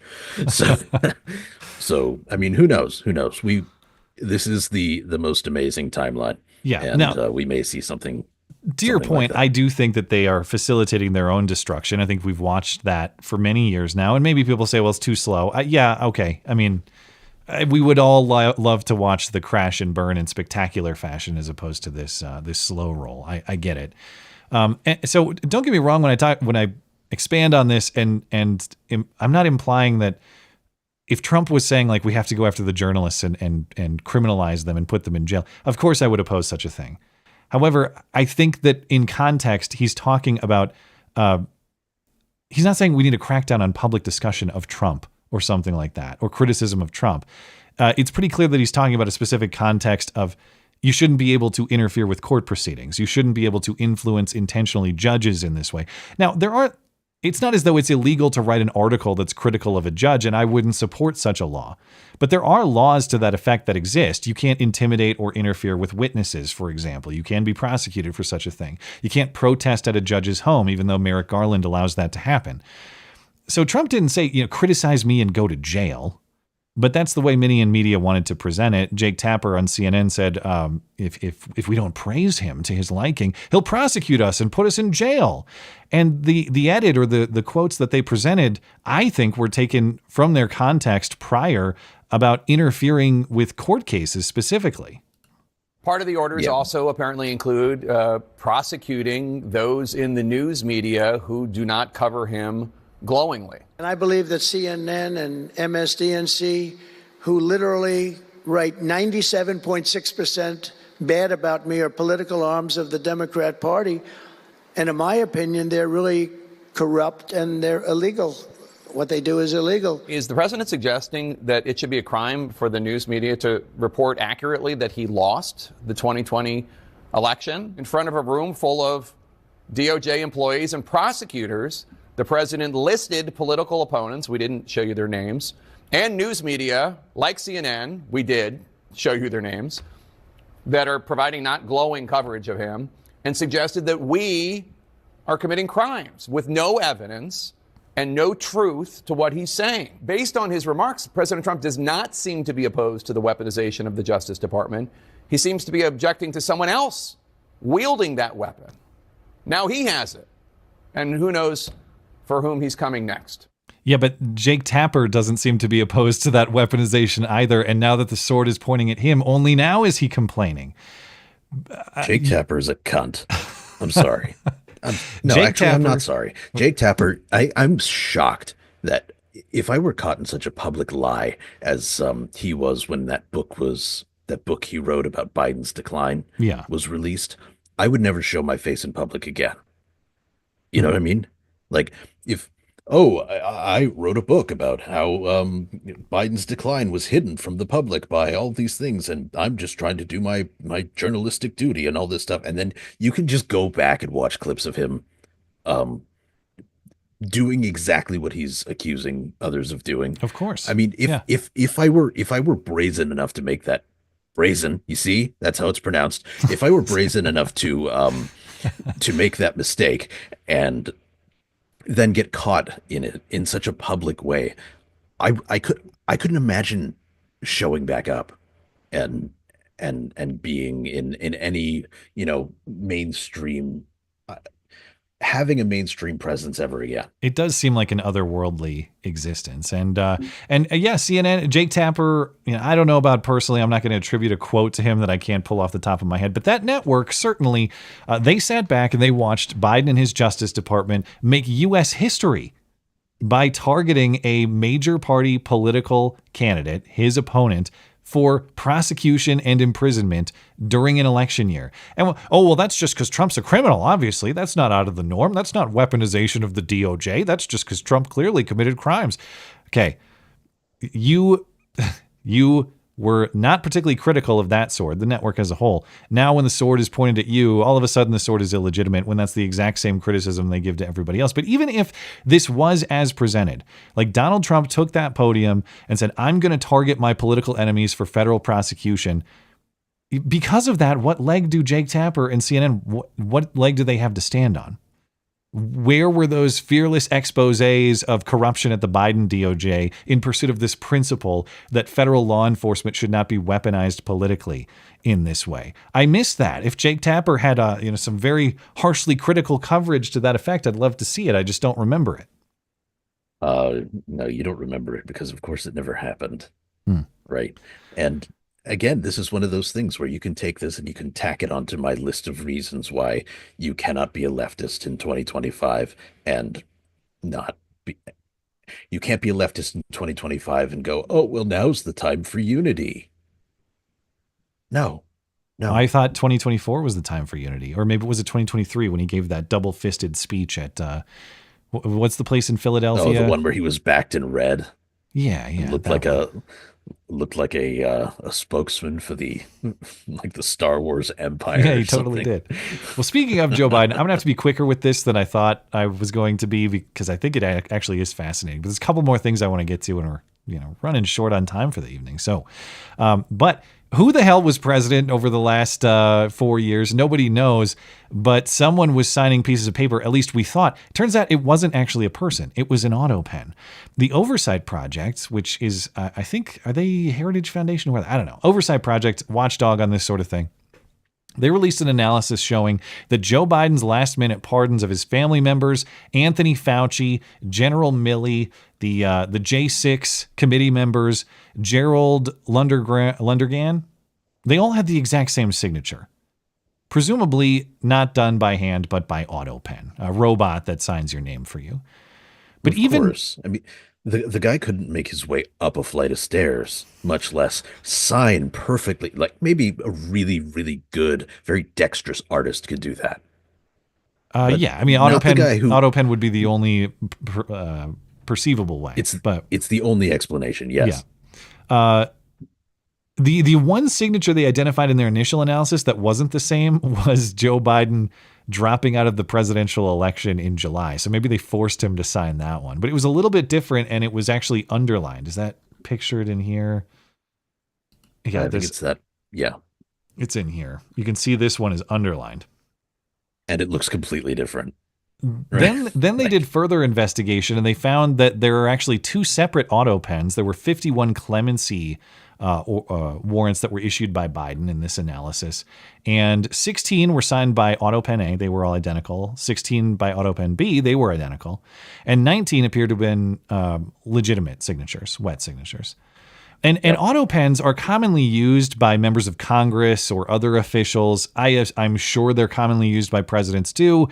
But at least as far as I understand, it's mostly for formality stuff. Like you're signing letters, correspondence, nice things that are matters of formality and not official acts of constitutional power, as in legal actions. Biden is signing official legal actions by autopen. Now, this is a legal question that I don't know the answer to. Are these legal acts valid only if signed directly by the actual president? That is to say, if the president signs a bill into law with an autopen, does that count as a law? In this case, if he pardons his family with an autopen, does that count as a pardon? So I think the problem with this is that the only way to say, oh, he didn't sign it and therefore it's not valid, is they would have to go to him and say, well, this doesn't look like it was necessarily signed by you. Did you sign this and did you mean it? And of course he's going to say yes, particularly when it comes to, his family, right?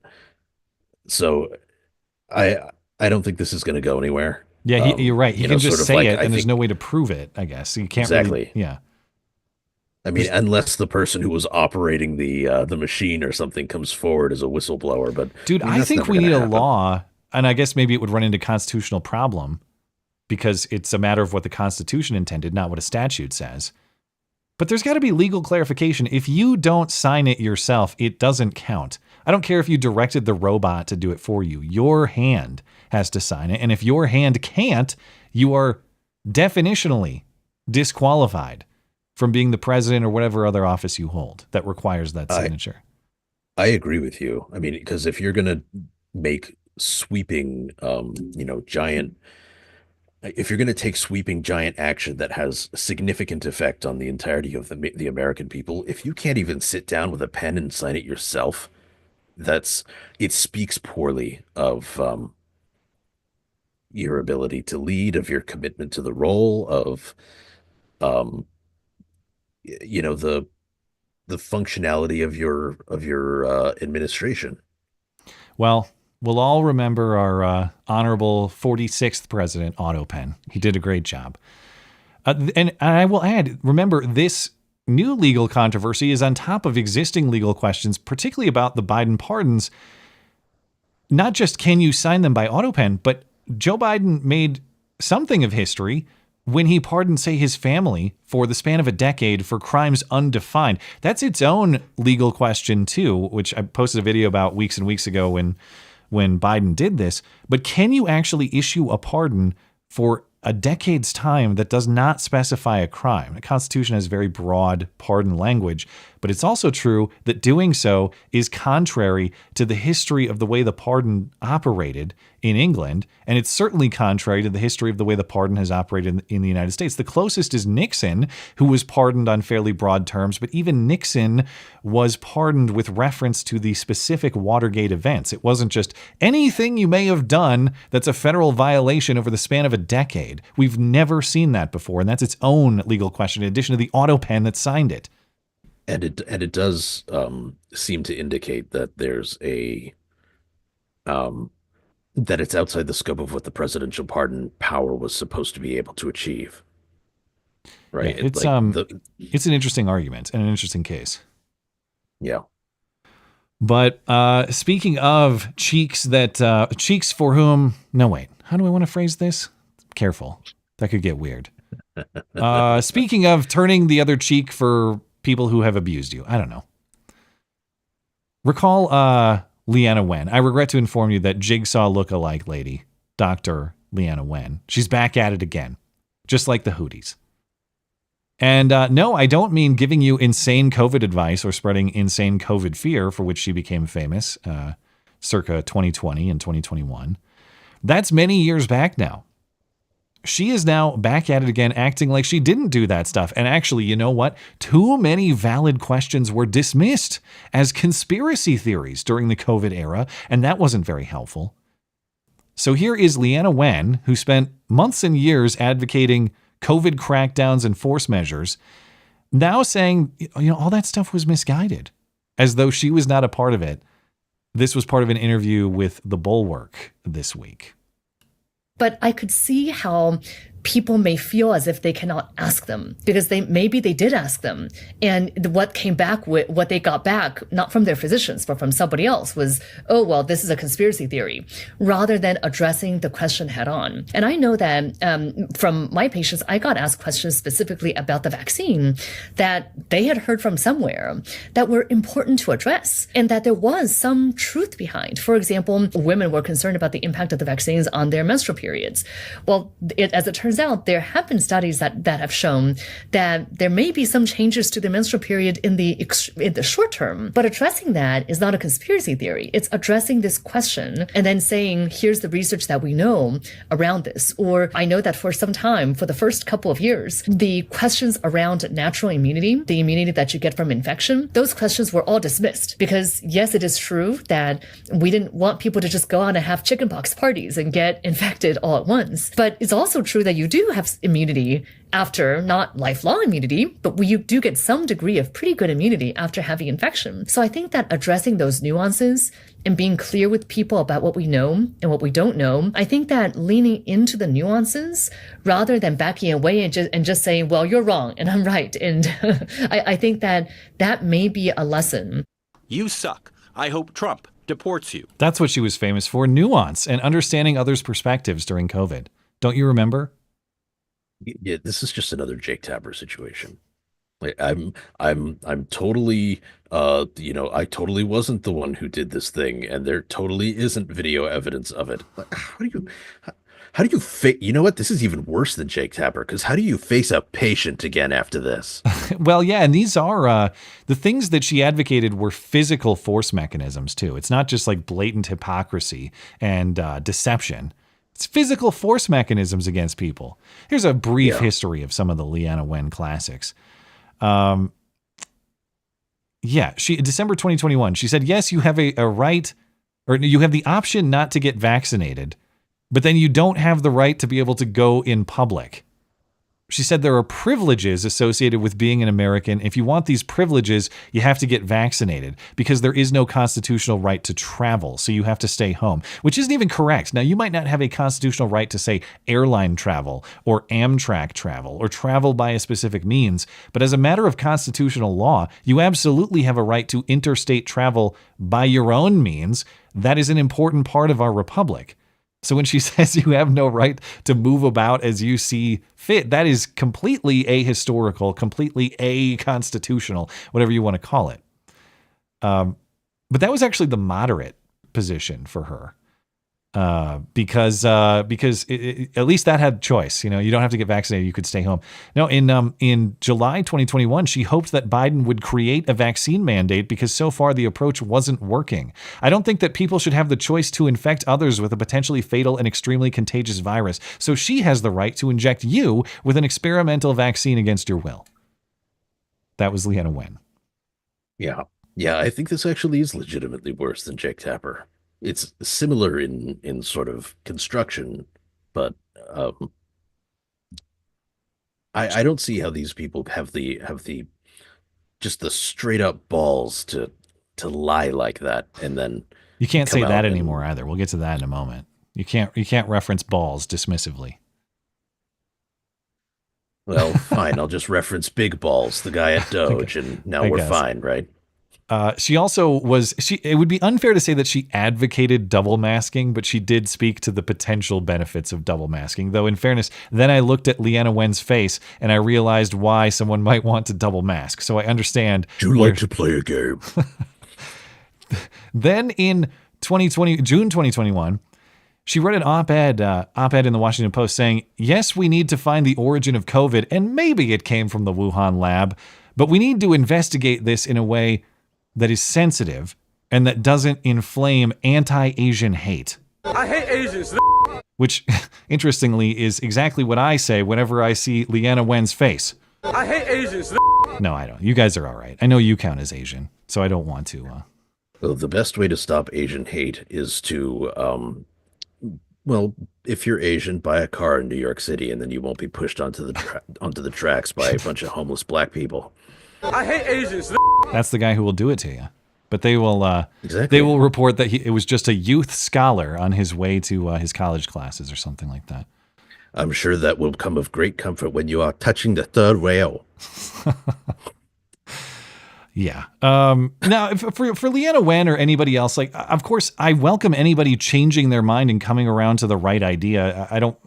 It's not that even if she was wrong back then. And by the way, speaking of baby killers, Leanna Wen, I'm pretty sure, was like president of Planned Parenthood, or you can see on on her lapel in that photo, there's a little Planned Parenthood pin. That's what that is, Christ. PP. So Leanna Wen was some leadership role with exterminating clumps of cells too. But yes, you can change your mind. Yes, it's good if you change your mind in light of new information. I don't hold that against her, but I am getting really damn sick of this routine. Like, oh, wasn't it so bad when we did all this stuff? Could you believe it? We should have been more nuanced and we should have considered alternative explanations. You were the one who refused to do that. And anytime you change your mind, that's welcome. Just take the extra step of accountability and say, I was wrong. I was part of the power structure that did that. And for that, I'm sorry. And I regret it greatly. And I hope to earn your trust back. Great. I would actually applaud Leanna Wen doing that if she did.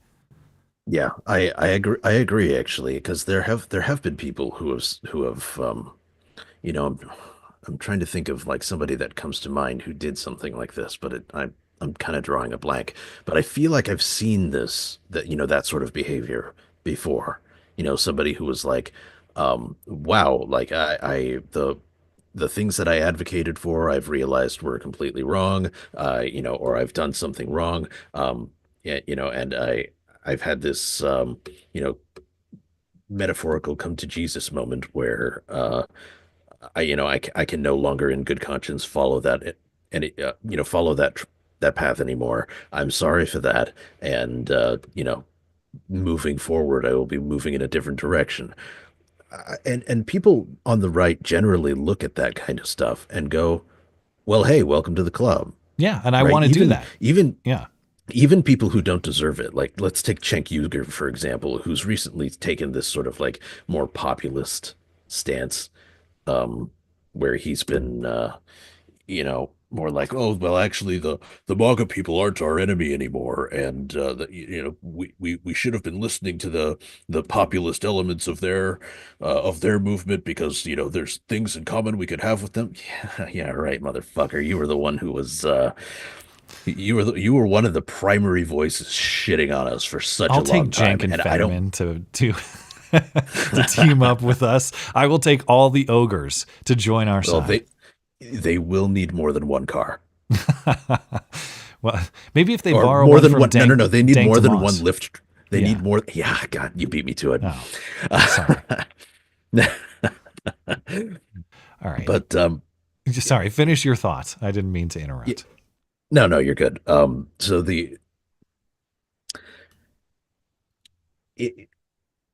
in the event that, I was saying about Cenk Uygur, like you could see him on Twitter going, oh, we shouldn't be making enemies of the MAGA people. We should be understanding them more. We should be doing things like that. And again, while I don't buy it, the majority of the comments underneath those tweets of his were, hey, welcome, dude. Good to see you finally wisened up, or good to see you. Good to have you on the team. Because that's generally how conservatives act. If you are even remotely apologetic or I do remember back in the day. Now the soundbite that's in pretty much all of my show intros, Skag3, whoever he is, that's Cenk Uygur misquoting me back in 2015, saying I said something I didn't say and calling me a prick. Well, he did, and this is when I was like, you think I'm unknown now? I was really unknown then, like this tiny 10,000 subscriber YouTube channel, and I went on Twitter and I told Cenk, like, hey man, I don't know where you got this quote, but I did not say that. And he actually did come out and apologize and correct the record. And I do respect him for that. Now, it was the way he misquoted was lazy. I will stand by that. But he did correct the record, and he did apologize for it. And I've always remembered that, even though I reserve the right to harvest the hilarious soundbite of him defaming me. But yeah, I mean, Cenk at least displayed some shades of that, and I will give him credit for it. Yeah, I guess I think the timing of his sudden shift to MAGA's not our enemy was a little too convenient. Well, And, it's kind of like Mark Zuckerberg deciding that he's very, very pro free speech again. When power structures change and suddenly allegiances do too, you have to ask questions about that. Yeah. Anyway, I got to get to Hoax Hate. Are you ready? Let's do it. All right. And now, the nobody saw it happen, but it's totally a product of Trump's America hoax hate crime of the week. Ah, shit, it's backwards. You think they'll Recall the mayor of Colorado Springs, Yemi Mobolade, the historic first black man to hold that office. An historic mayor, I believe, is the precise description of Yemi Mobolade. During his mayoral run in 2023, someone supposedly wrote the N-word on one of his campaign signs and burned a cross next to it, as you can see here. Upon investigation, it turns out it was done by 3 associates of Mobolade. But to this day, Mobolade denies any involvement in the hoax, even though there was ongoing cell phone communication between him as the soon-to-be mayor and these cross burners. And one of the cross burners told him, "I'm mobilizing my squad in defense, Black Ops style Big Brother." But sure, he had nothing to do with any of this. And it appears that the FBI knew about that text communication because it was actually from federal law enforcement sources that the text communication came out. They let Mobolade off the hook anyway. There was a Daily Wire investigation. And according to an anonymous insider quoted in that story, because the FBI didn't want the optics of an historic first black mayor being criminally charged in this way, they just let him off the hook. But now one of those. So in other words, they just permitted what is effectively election interference. Sorry, report says they let him off the noose. They let him off the noose, actually. Yes.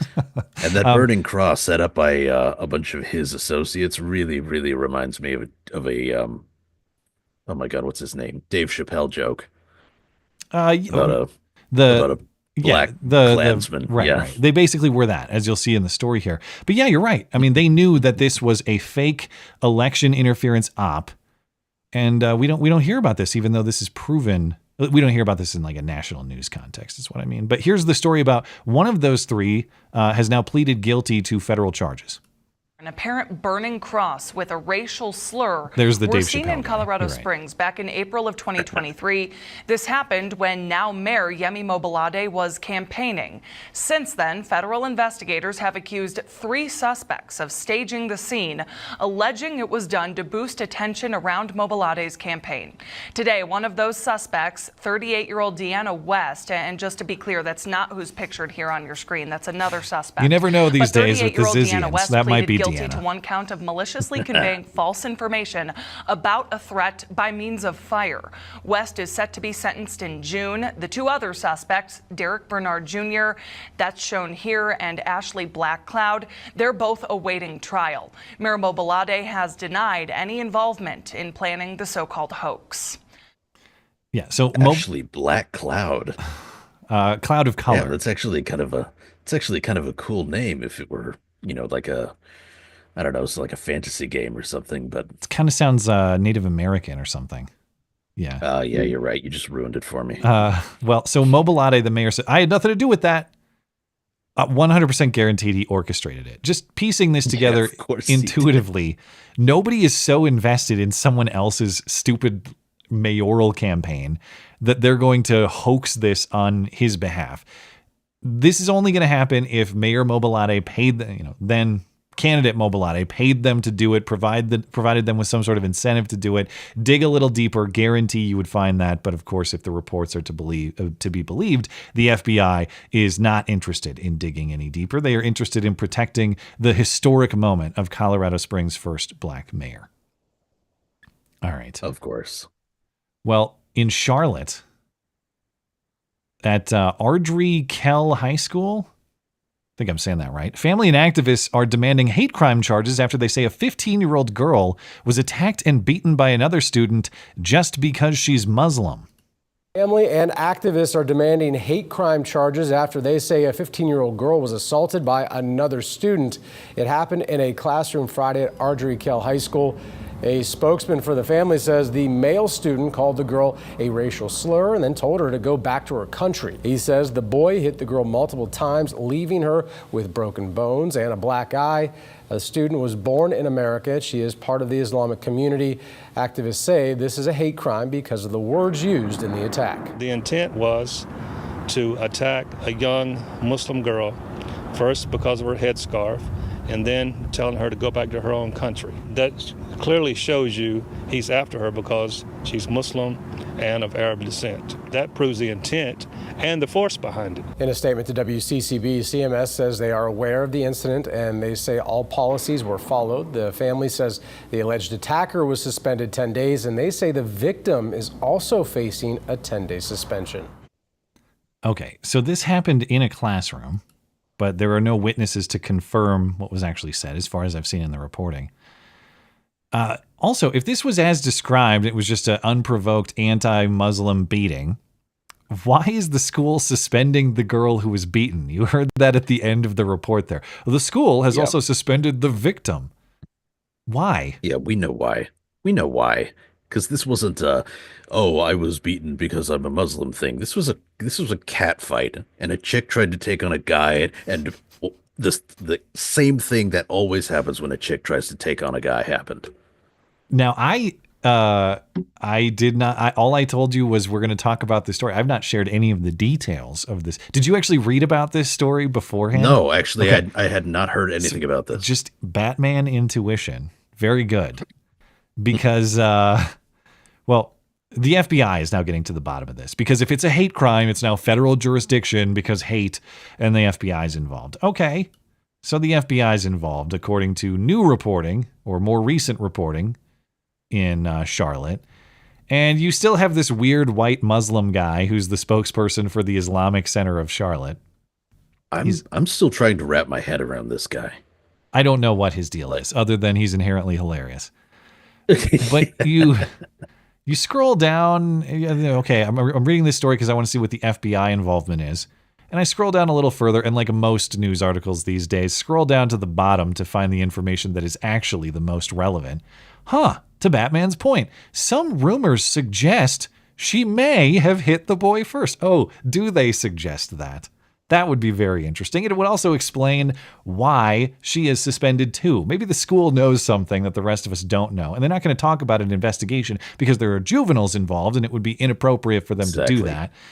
And that would mean what? It's not a hate crime if she hit him first. He didn't beat her ass because she's Muslim. He beat her ass because she tried to beat his ass and learned really quickly that she does not possess the physical strength to do such a thing. But white Muslim man is still unconvinced. Even if she did punch first, white Muslim guy, the Charlotte Islamic Center guy, his name's Huff, I think is how you pronounce that. Jabril Huff, something like that. I can't confirm or deny that she may have hit first. But I can say this. If a girl punches me, I'm not going to beat her halfway to death. So we're pushing for a hate crime. Because I guess if you're attacked, you have to be very proportional. You have to be very sensitive. You have to be very fair in your response. When you're 15. Yes, when someone's trying to beat your ass. You can't beat their ass in response. Look, all I can say is the only thing going for their argument here is that I mean, she's a Muslim, and they're never violent. By definition, yeah. This was a opening punch of peace or something like that. But yes, lesson here: not only do you not have a diminishing right to self-defense in this country, whatever right you may have, be sure to exercise it gently, thoughtfully, carefully. Make sure. Don't, to the turn the other cheek theme, don't like slap someone across the face, just like a gentle nudge on the chin. Maybe we'll do it, is how you're supposed to, I think. You don't want to leave any marks. Yeah. Oh, that sounds bad. Well, remember when Megan Rapinoe, the obnoxious U.S. women's soccer player, she came out in favor of trannies in women's sports? Yeah. And then she got ripped because she's pulling up that ladder. She succeeded as a female athlete. Now she's saying, ha ha, young female athletes, I'm going to let Pr0ns in. I'm going to let men in to come compete against you. And she got ripped for that. Well, it turns out that you might not even have to have the trannies in the sport, although there is one in this case, but it's a lot of the activists outside of it. They might not even have to be in the league to ruin the sport. They can do it from the outside now, and a lot of that's been happening in Boston. The National Women's Soccer Team, there's some sort of National Women's Soccer League, there's a team in Boston. They had a marketing campaign that had a slogan that there are too many balls in this town. And the billboard was posted this fall along with the website toomanyballs.com. Be very careful when you type that one in. That's a big game, man. It's like dicks.com. You see those ads on TV? Hey, you like sporting goods? Go to dicks.com. We swear it's a real website. Yeah. Well, there is, in fact, a Chinese auto parts company called, I shit you not, this is a real thing, Dick Ass. That's a big and for game, the record, man. For the record, I learned that from watching Grand Tour. I was not. Don't worry, you won't find that in my internet history. I'm not going to dickass.com. I'll take your word for it. Now, the idea was actually pro-woman. What's this slogan mean? Well, Boston is dominated by male sports, the Patriots, the Celtics, the Red Sox. There are too many balls, too many men dominating the field of sporting entertainment. And so women's sports need to be watched and respected in Boston. That was the idea. Well, the campaign faced massive backlash from the trans activists. There is a trans player on the Seattle team, the Seattle Reign soccer team. This trans player is named Quinn, and Quinn back in the fall called the campaign transphobic. And then the pushback really amplified from there. So not only did the Boston women's soccer team abandon the campaign of too many balls in this town, now they're just quitting on the name of their team too. The name of the team was Boss Nation FC, like BOS Boston Nation FC, and I think this was supposed to be like girl boss type stuff, Boss Nation Football Club. Now that has been deemed to be, I guess, unacceptably bro-y. What did they say in this coverage in the Boston Globe? It's clunky, generic, it's toxic. It feels like a college fraternity cornhole team name. So they've not just backed off the team slogan of too many balls. Now it's not Boss Nation FC. They just have no team name. What is the team name going to be? Still undetermined. The team has spent the last 5 months thinking about this stuff with fan engagement, and that's not plural. That's the one fan they have has engaged closely. Fan engagement. They're trying to appease these rabid activists. And I guess the effort proved impossible. They still don't have a team name, and they're in extensive talks with their fans. According to the coverage, or at least it's implied that they're accepting suggestions. I was trying to think of good suggestions for what this Boston women's soccer team could be named that would appease these activists. I really ran out of time, and I came up with nothing. So I'm just going to suggest the Boston Women with Penises. I think that's acceptable. The Boston Chicks with Dicks, to their point, is a little too fraternity. It's a little too clunky. It's a little too last century, perhaps. The Boston Ball Kickers. All right, maybe that's a good one. There's even a little alliteration in there for you. Yeah, that's rowdy, like Boston's culture is perceived to be. The Boston Ball Kickers. Or the Boston Women with Penises. There's two options for you. Boston Football Club. Anyway. I should have had this earlier in the show. It would have been fun to solicit some audience suggestions of our own about what the Boston women's soccer team should be named to appease the activists. Anyway, that's all I got. Listen, I've kept you a lot longer than I expected to. We're already a half hour past the top. We're at the bottom of the hour now. So you want to hang around for Super Chat, or you want to call it a night? I know it's late over there. Yeah, I'll stick around. All right, man.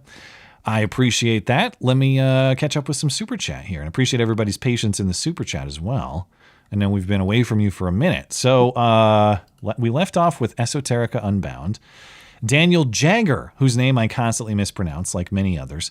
I agree with Kyla that there's no distinguishing between guys like Thiel, Musk, and Reid Hoffman. I'd look to Curtis Yarvin's Dark Enlightenment philosophy for his influence on them. Yeah, I mean, I'm not saying that like Elon Musk is beyond criticism or we shouldn't worry about his motives, anything like that. To me, the criticism of like, what, there's a politically influential billionaire telling the president what to do. I mean, to me, the only difference is now it's more in the open than it ever has been. Yeah. I definitely understand the skepticism of Musk, particularly because so recently he was such a darling of the left. Right. Yeah. And he thrived in that environment. There's no denying that. Having said that, the fact that he was willing to let them turn on him so hard when they basically had this monopoly on violence to the point where he is now getting constant death threats. His security team has to be, I mean, it's got to be shockingly good to keep him alive, especially given after what we saw happen to Trump over during the campaign. No, I think he hired that chick, actually. Brought her right over.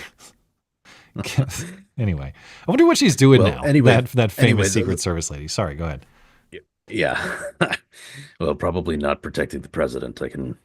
Do you think she's playing for the assure you of Boston that. women's soccer team? I hear they're the they're Boston looking for ball kickers. There we go. She's looking for. They're looking for talent. And she might have it. Anyway. But anyway, I understand why people are skeptical of Musk, and I don't necessarily discourage you from being skeptical because, I mean, that's how we've been burned so many times by so many people we thought we could trust that, in a political context, that I definitely encourage you to continue being skeptical of him.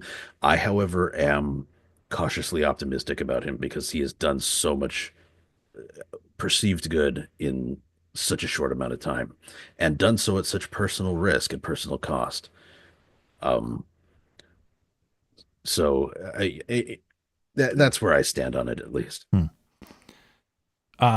Daniel Jagger also adds, however, Kyla should not compare Elon Musk and Julius Malema and then get back to us on who's the racial identitarian. Now, we probably didn't flesh that out as much as we maybe could have or should have. I think, if I understand her correctly, she's not, I don't know. I don't know if she believes that Elon. She said that she thinks he's a racial identitarian in the context of South Africa. Whether she believes that he is in some American context, I was a little bit unclear on, but maybe I should listen back. Well, Julius Malema is that kill the boar, kill the farmer guy, right? Yes, the guy who sings metaphorical songs about white genocide. Yeah, I don't really see how they fit on the same platform. No. Did she actually explicitly compare them? Maybe I missed that. Or maybe that was implied. I think this sounds familiar, but I don't remember this particular detail with any significant clarity. Yeah. I know South Africa just came up briefly in that context. So if I missed that, I guess that's a point for discussion later. Jamie Clay, the segment with Kyla Turner was fantastic. And Batman, thank you for recommending Black Sails. A lot of fun, gore, and boobs. Just what we need today. Well, yeah, unfortunately. Well, look, here's the thing. I watched that with my wife, and we absolutely skipped through all those scenes because she refuses to watch any of that stuff. So actually, I have only seen the version of that is sort of like more, I don't know, I'm going to go not X-rated. It's not X-rated. It's a very heavy R rating, I would say. But it is a really fun show. And hey, I did say that, there are lots of, nigh pornographic scenes in it that to warn people. There's a lot of nudity in it, but enjoy it now before stuff. Canada bans it. And thank you, Jamie. I'm glad you enjoyed it. I know, bringing someone on of a different perspective and someone I haven't really talked to before, there's a lot of risk there, and I know people might not like it. So I'll try to work with it, and appreciate the encouragement. And don't worry if you hated it. That's what I hope will be a good point about the stream that I'm trying to build. Any given segment or any personality that you hate, well, don't worry, you won't see them for a while. I hope that you'll find something that you enjoy in the meantime. But Esoteric Unbound. To that end, I feel like there are a lot of people who sort of miss the conflict of, sort of former iterations of your show when you would have people on with whom you were a little more combative, right? Not necessarily blonde, but like you used to, this was years ago now, but you used to have other guests on with whom you would basically fight tooth and nail. Yeah, those were right? some of the worst Maybe episodes ever made. Really? No, I get what you're saying. There were some of those. It's been a long time though. It has been many years. And Yes. when I say they're the worst ever, I mean that like it's not that the conflict or the differing opinion is bad or wrong. There's just several that I would have and should have handled differently. So The one that sticks out to me the most was the one with was it the kill stream? I've been on Ethan Ralph's show before, but he was never been on our show. Maybe it was that. I just remember there was this. There were a pair of guys who maybe you did go on their show. Maybe. It was You're talking maybe I'm Revenge of the misremembering. Cis. Yes, that's it. Dude, that don't get me started on that. For the record, I wish them nothing but the best. Yeah, that was something. And there are things about the way I handled that I would change too. But yeah, that was an episode, let me tell you. Yeah, I think whenever you get into a heated conflict with someone, you can always sort of look back on it and go, well, with the benefit of hindsight, I should have answered this way, or this would have been a clever retort to that, or I should have let this part slide because that was not really, whatever. Yeah, I think I got baited whenever into you're some in a stuff debate. for sure. Yeah. But I do think that they attacked me totally unfairly. Although that's, water under the bridge at this point. Sure. But anyway, Esoteric Unbound, please say a prayer for the folks back home in my country, my country of Southeast. I assume this is Southeast Missouri, SEMO. They got whacked by several tornadoes on Friday with a dozen fatalities. Well, hoping all the best to everybody in Southeast Missouri. I love you. That's not the one I meant to press. That's tacky. I meant this one. We love you. You're very special. Which is way less tacky somehow. No, you're all in our prayers. And Esoteric Unbound, all the best to you and your family. And thank you for, I actually hadn't heard much about that. So thank you for bringing that to my attention. Bahena fam, a young, incompetent female Canadian leftist. How is she incompetent? All right. The only thing worse would be a tiny hat. Jeez. Tough crowd. All right. Tortuga. You don't know Rick and Morty. You're dead to me. Dead, I say. I haven't watched it. I have friends who are really into it. I've seen a little bit of it here and there. I can't even say if it's my thing or not. I just haven't seen enough. I'm definitely one of those people who doesn't like any of those sort of like adult comedy cartoons. I never liked Family Guy. I'm not a huge fan of The Simpsons. I never really liked South Park. Futurama, Rick and Morty. I couldn't get into them. I couldn't get past the sort of. I understand it's deliberately sort of. They generally have this sort of deliberately simplistic art style, but I don't want to ingest that for any significant for me, length of South time. Park was always that. Like it does have there's something about the art style that I can't stand. I know that's not the point of South Park.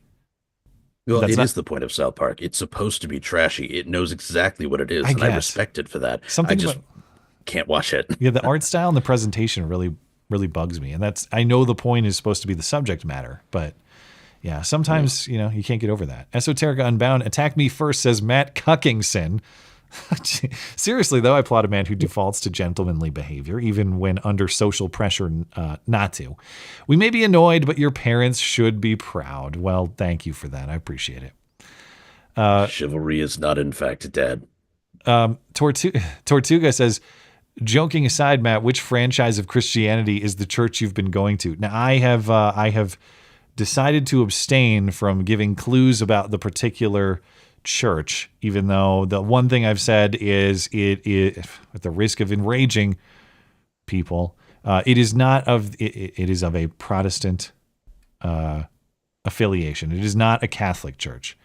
So that's the most I'll say about it. Not because I'm shying away from the philosophy of it, but mostly because I just don't want undue attention on this particular institution because of me.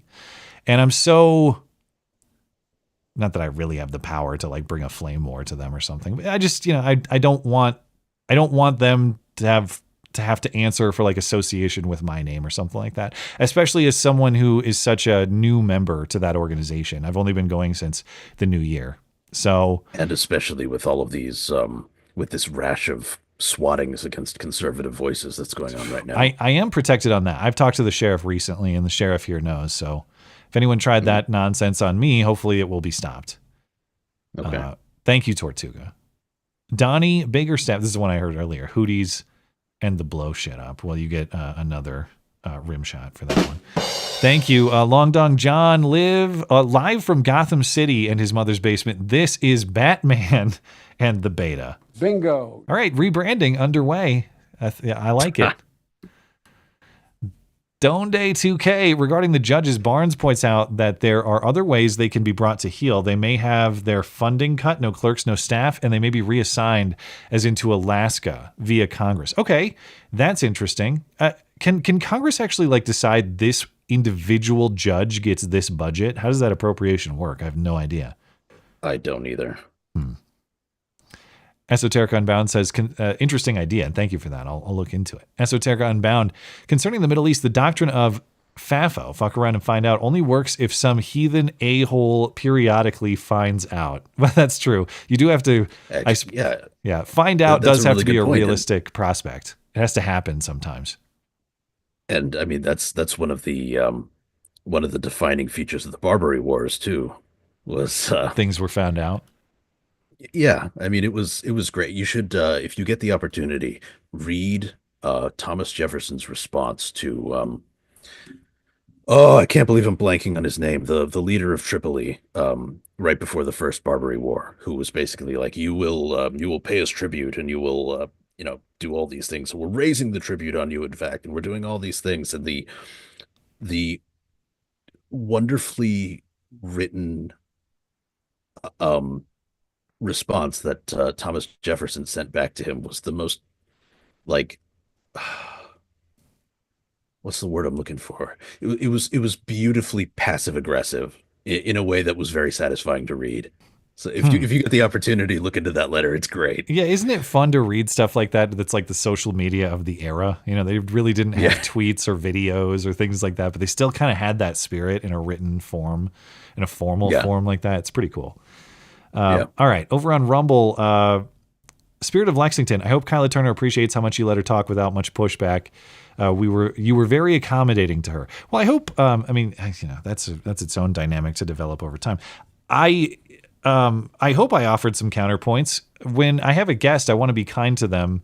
Now, that doesn't mean that I want to just let them talk forever uninterrupted, but I do personally. I think it's not only poor taste, but I think it's annoying to listen to when someone invites a guest on their show and then doesn't let them talk, like interrupts every sentence. So if I have to err on the side of too little interjection versus too much, I'm always going to be I want to let someone complete their thoughts and say what it is they want to say before I respond. So that's kind of my philosophy on that.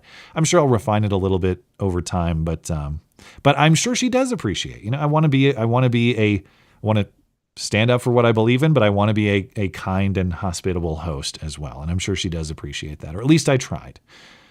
GR. Or you can lull her into a false sense of security before the trap snaps shut. And no. Maybe. We'll talk about strategy later, I guess. GR says, hey, you bitch ass. Kaniga. I think you backed down a bit from her. A bit of going to get along, but I don't blame you because she was reasonable in her discussion, even though we disagree. I would do it too. And, yeah, sure. I mean, the point is, like, you kind of have to pick and choose your points. I'm not going to challenge on every single premise, otherwise it becomes unlistenable. And I'm not looking to I'm genuinely curious about what it is that she believes and how she thinks. And I want to maybe talk about these things longer term over time, not like I'm not trying to dunk in a one-time appearance and then like laugh at how stupid my opposition is or something like that. I want to learn how it is that she thinks. Even if I don't agree, I want to maintain like an honest connection with people who think a different thing, if only so that it so that it keeps me understanding my own thought more thoroughly and the counterpoints that I may be blind to if I don't have those discussions. So appreciate it. Dangerous Spaces. Mark Cuban doesn't have a social media company, quote unquote. That is true. What he does have is several media outlets that will give him a voice, a friendly ear to allow him to say damn near anything he wants. And he does have a giant social media presence, Mark Cuban does. And I notice he's not banned or anything like that. So, point taken. Spirit of Lexington, indeed, dangerous spaces. The whining about Musk buying Twitter and then acting like Democrats don't have much more control over popular media is absurd. I mean, that's my, it's not skepticism of Musk to what we were discussing earlier. I don't necessarily have a problem with skepticism of Musk. If he's an agent of exercising government power, he deserves scrutiny just like anybody else. It's always the implication that like what he's doing is so far outside the norm or isn't status quo already. We just didn't see it as easily. That's the point that kind of bugs me. Like this is something new when it's not. Well, he is doing something new though. He's actually taking apart rather than building up on these yes, corrupt establishment agencies that funnel your money around all over the place. Yeah, forever. Let me clarify. Like the power position isn't new, but the exercise of that power might be new. Yeah. Ginger Ninja, let me help me celebrate my 6th child. Wow. Gladly. We love you. You're very special. She is the second to be born, but youngest of 6. Welcome, Naomi Ruth, which means pleasant, compassionate friend, a blessing from the Lord. Second to be born, but youngest of 6. That implies to me a very tough time. Am I reading that correctly? Second. She is second to be born, but youngest of 6. That implies to me a lot of difficulty in having children. Yeah. If it were the other way around, yes. Second born, youngest of 6. So is there like a previous marriage involved or adoption involved? Either that or there were other children who were not born is what I was thinking. Well, but if there are 6, that would imply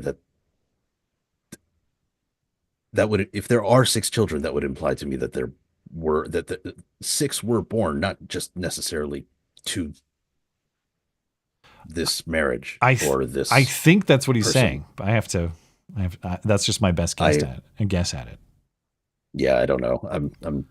Either there way, may need to be clarification. Congratulations, on that, congratulations, Ginger Ninja. Appreciate you. Hope you and your family are doing well. By the way, Sleepyhead, which I almost misread as Sloppyhead. That's disgusting. Sleepyhead is now a monthly supporter. Thank you. Appreciate that over on Rumble. Laser, NAAN would be a tastier acronym. National Association for the Advancement of...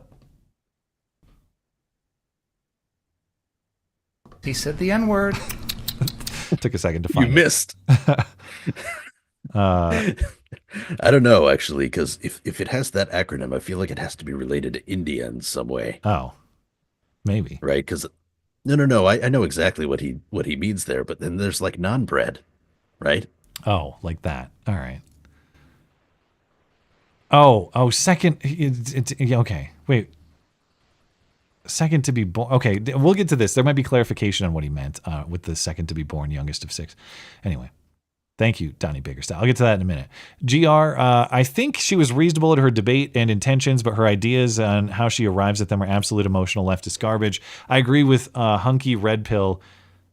Or I agree with Hunky, Red Pill her ass and I'll marry her. I'm pretty sure, I think she is married, if I understand correctly, but all right. Yeah. GR says, yeah, I do think... people are going to simp for you. You handled the interview rather well, Commentator 6. Well, thank you. Stop this 51st state bullshit. It's going to be a territory. Them in Greenland and Mexico. New territory is about to drop. We'll see. Dangerous spaces. We have a very narrow window to tie reopening to vaccine status. If states are opening 100%, what will the carrot be? What will the incentive be to get vaccinated? Leanna Wen. Shut up, silly woman. I do remember that one. Yeah, where's that button? Somewhere in here. Shut up! Yeah. Silly woman. The Spirit of Lexington, the Boston Teabaggers. I like that one. They could go with that. That's good. But the mob will never allow. Good. The mob will never allow that. Hey, Ginger Ninja said you read correctly, brother. Well, hey man, if that is the status, then I'm very sorry to hear that. But of course, congratulations to your family nonetheless. And of course, my wife and I, we haven't gone through it to that degree, but we have gone through it. And yeah, I'm right there with you, man. It's like there's always a mystery in the child that, similar point. if you recall last summer, my wife had the miscarriage. I decided I didn't really know how to mourn because it seems weird to mourn a person you never knew. And I'm not going to make it like a sob fest, like this is a common thing that happens to people. But at the same time, it was a member of my family. It was a son or daughter of mine who died. And you have to treat that with the respect that that life deserves. And so I decided to name him John because John's gospel is my entry point to the Bible. And because John is John Doe, the anonymous man you never knew. And just this week would have been the birth of John if John had survived. So I was thinking about that this week too. And so in that context, all the best to you and your wife and the rest of your family, Ginger Ninja. I'm sorry to hear about the losses, but of course, sometimes you have to have setbacks in life to really understand and appreciate your blessings. And I hope that is the perspective with which you greet this new life. So all the best to you. GR says, why the fuck are you throwing riddles at us, Ginger Ninja? Yeah, what are you, the Riddler? We got Batman here, but we don't need the Riddler, okay? That's enough of these characters. Jesus.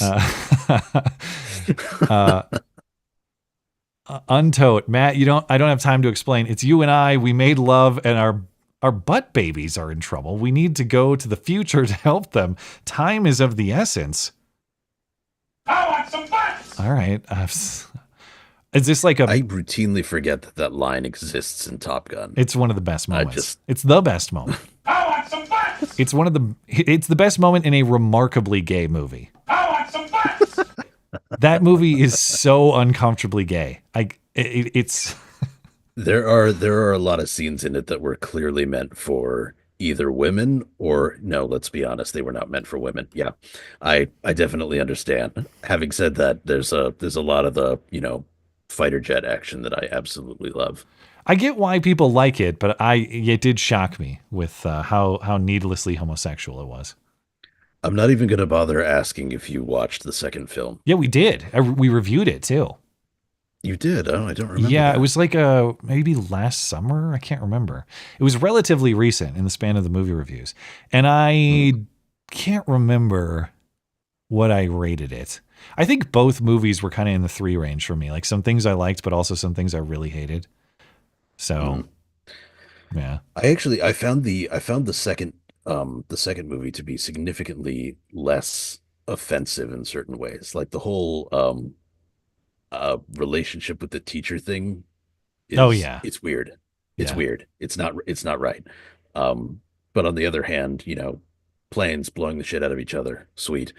And then on the other hand, the second movie was a little bit less gay. You know what I mean? Like the oiled up volleyball shots weren't quite as egregious. I will eat your ass. I saw somebody in the comments the other day say, "Oh, I thought you had Alex Jones on for a guest as the first 15 minutes until I looked at the screen." That cracked me up. Kinda. Yeah, you can be discount Alex Jones. That's fine. Well, that's fine. Yeah. All right. Donnie Biggerstaff, second girl, youngest of 6, 4 brothers. So this was an attempted interpretation of what was meant. That it was the second girl in a sequence of 6, but unfortunately, it was the interpretation that I had. Yeah.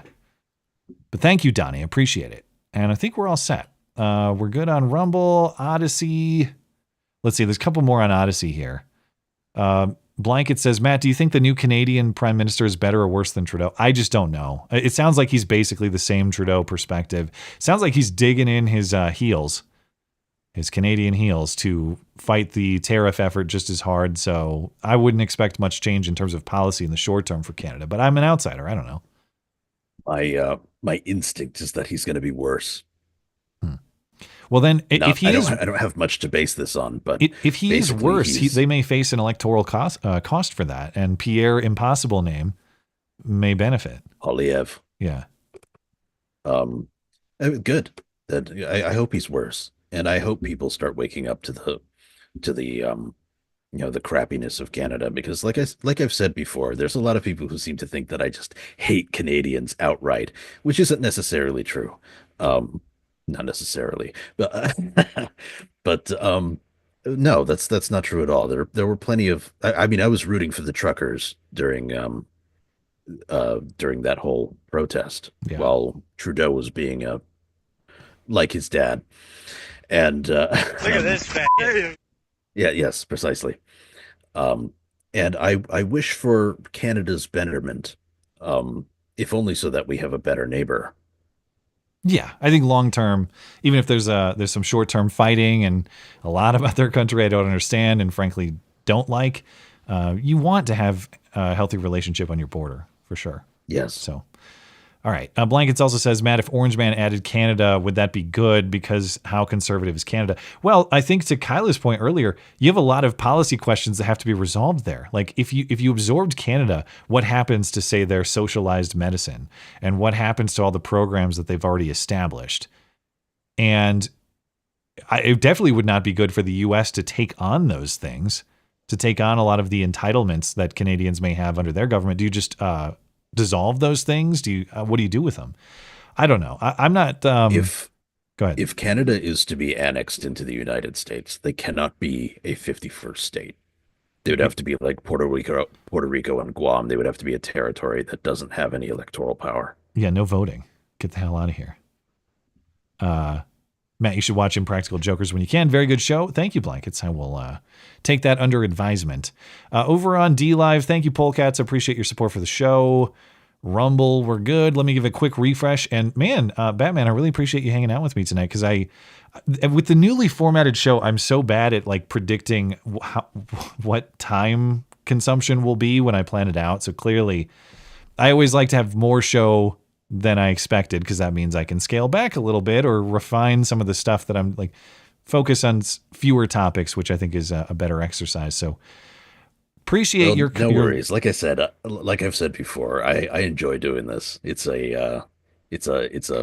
fun for me. Well, so no worries about that. You're the second best Alex Jones on the internet, and I appreciate you sitting in on this role. All right, that will do it this evening. I appreciate. Of course, I want to. Hold on, where the hell's my button here? I'm all confused. It's that time of night. All right, there's my outro. I got to say thank you to live chatters, super chatters, everybody making the live production a success.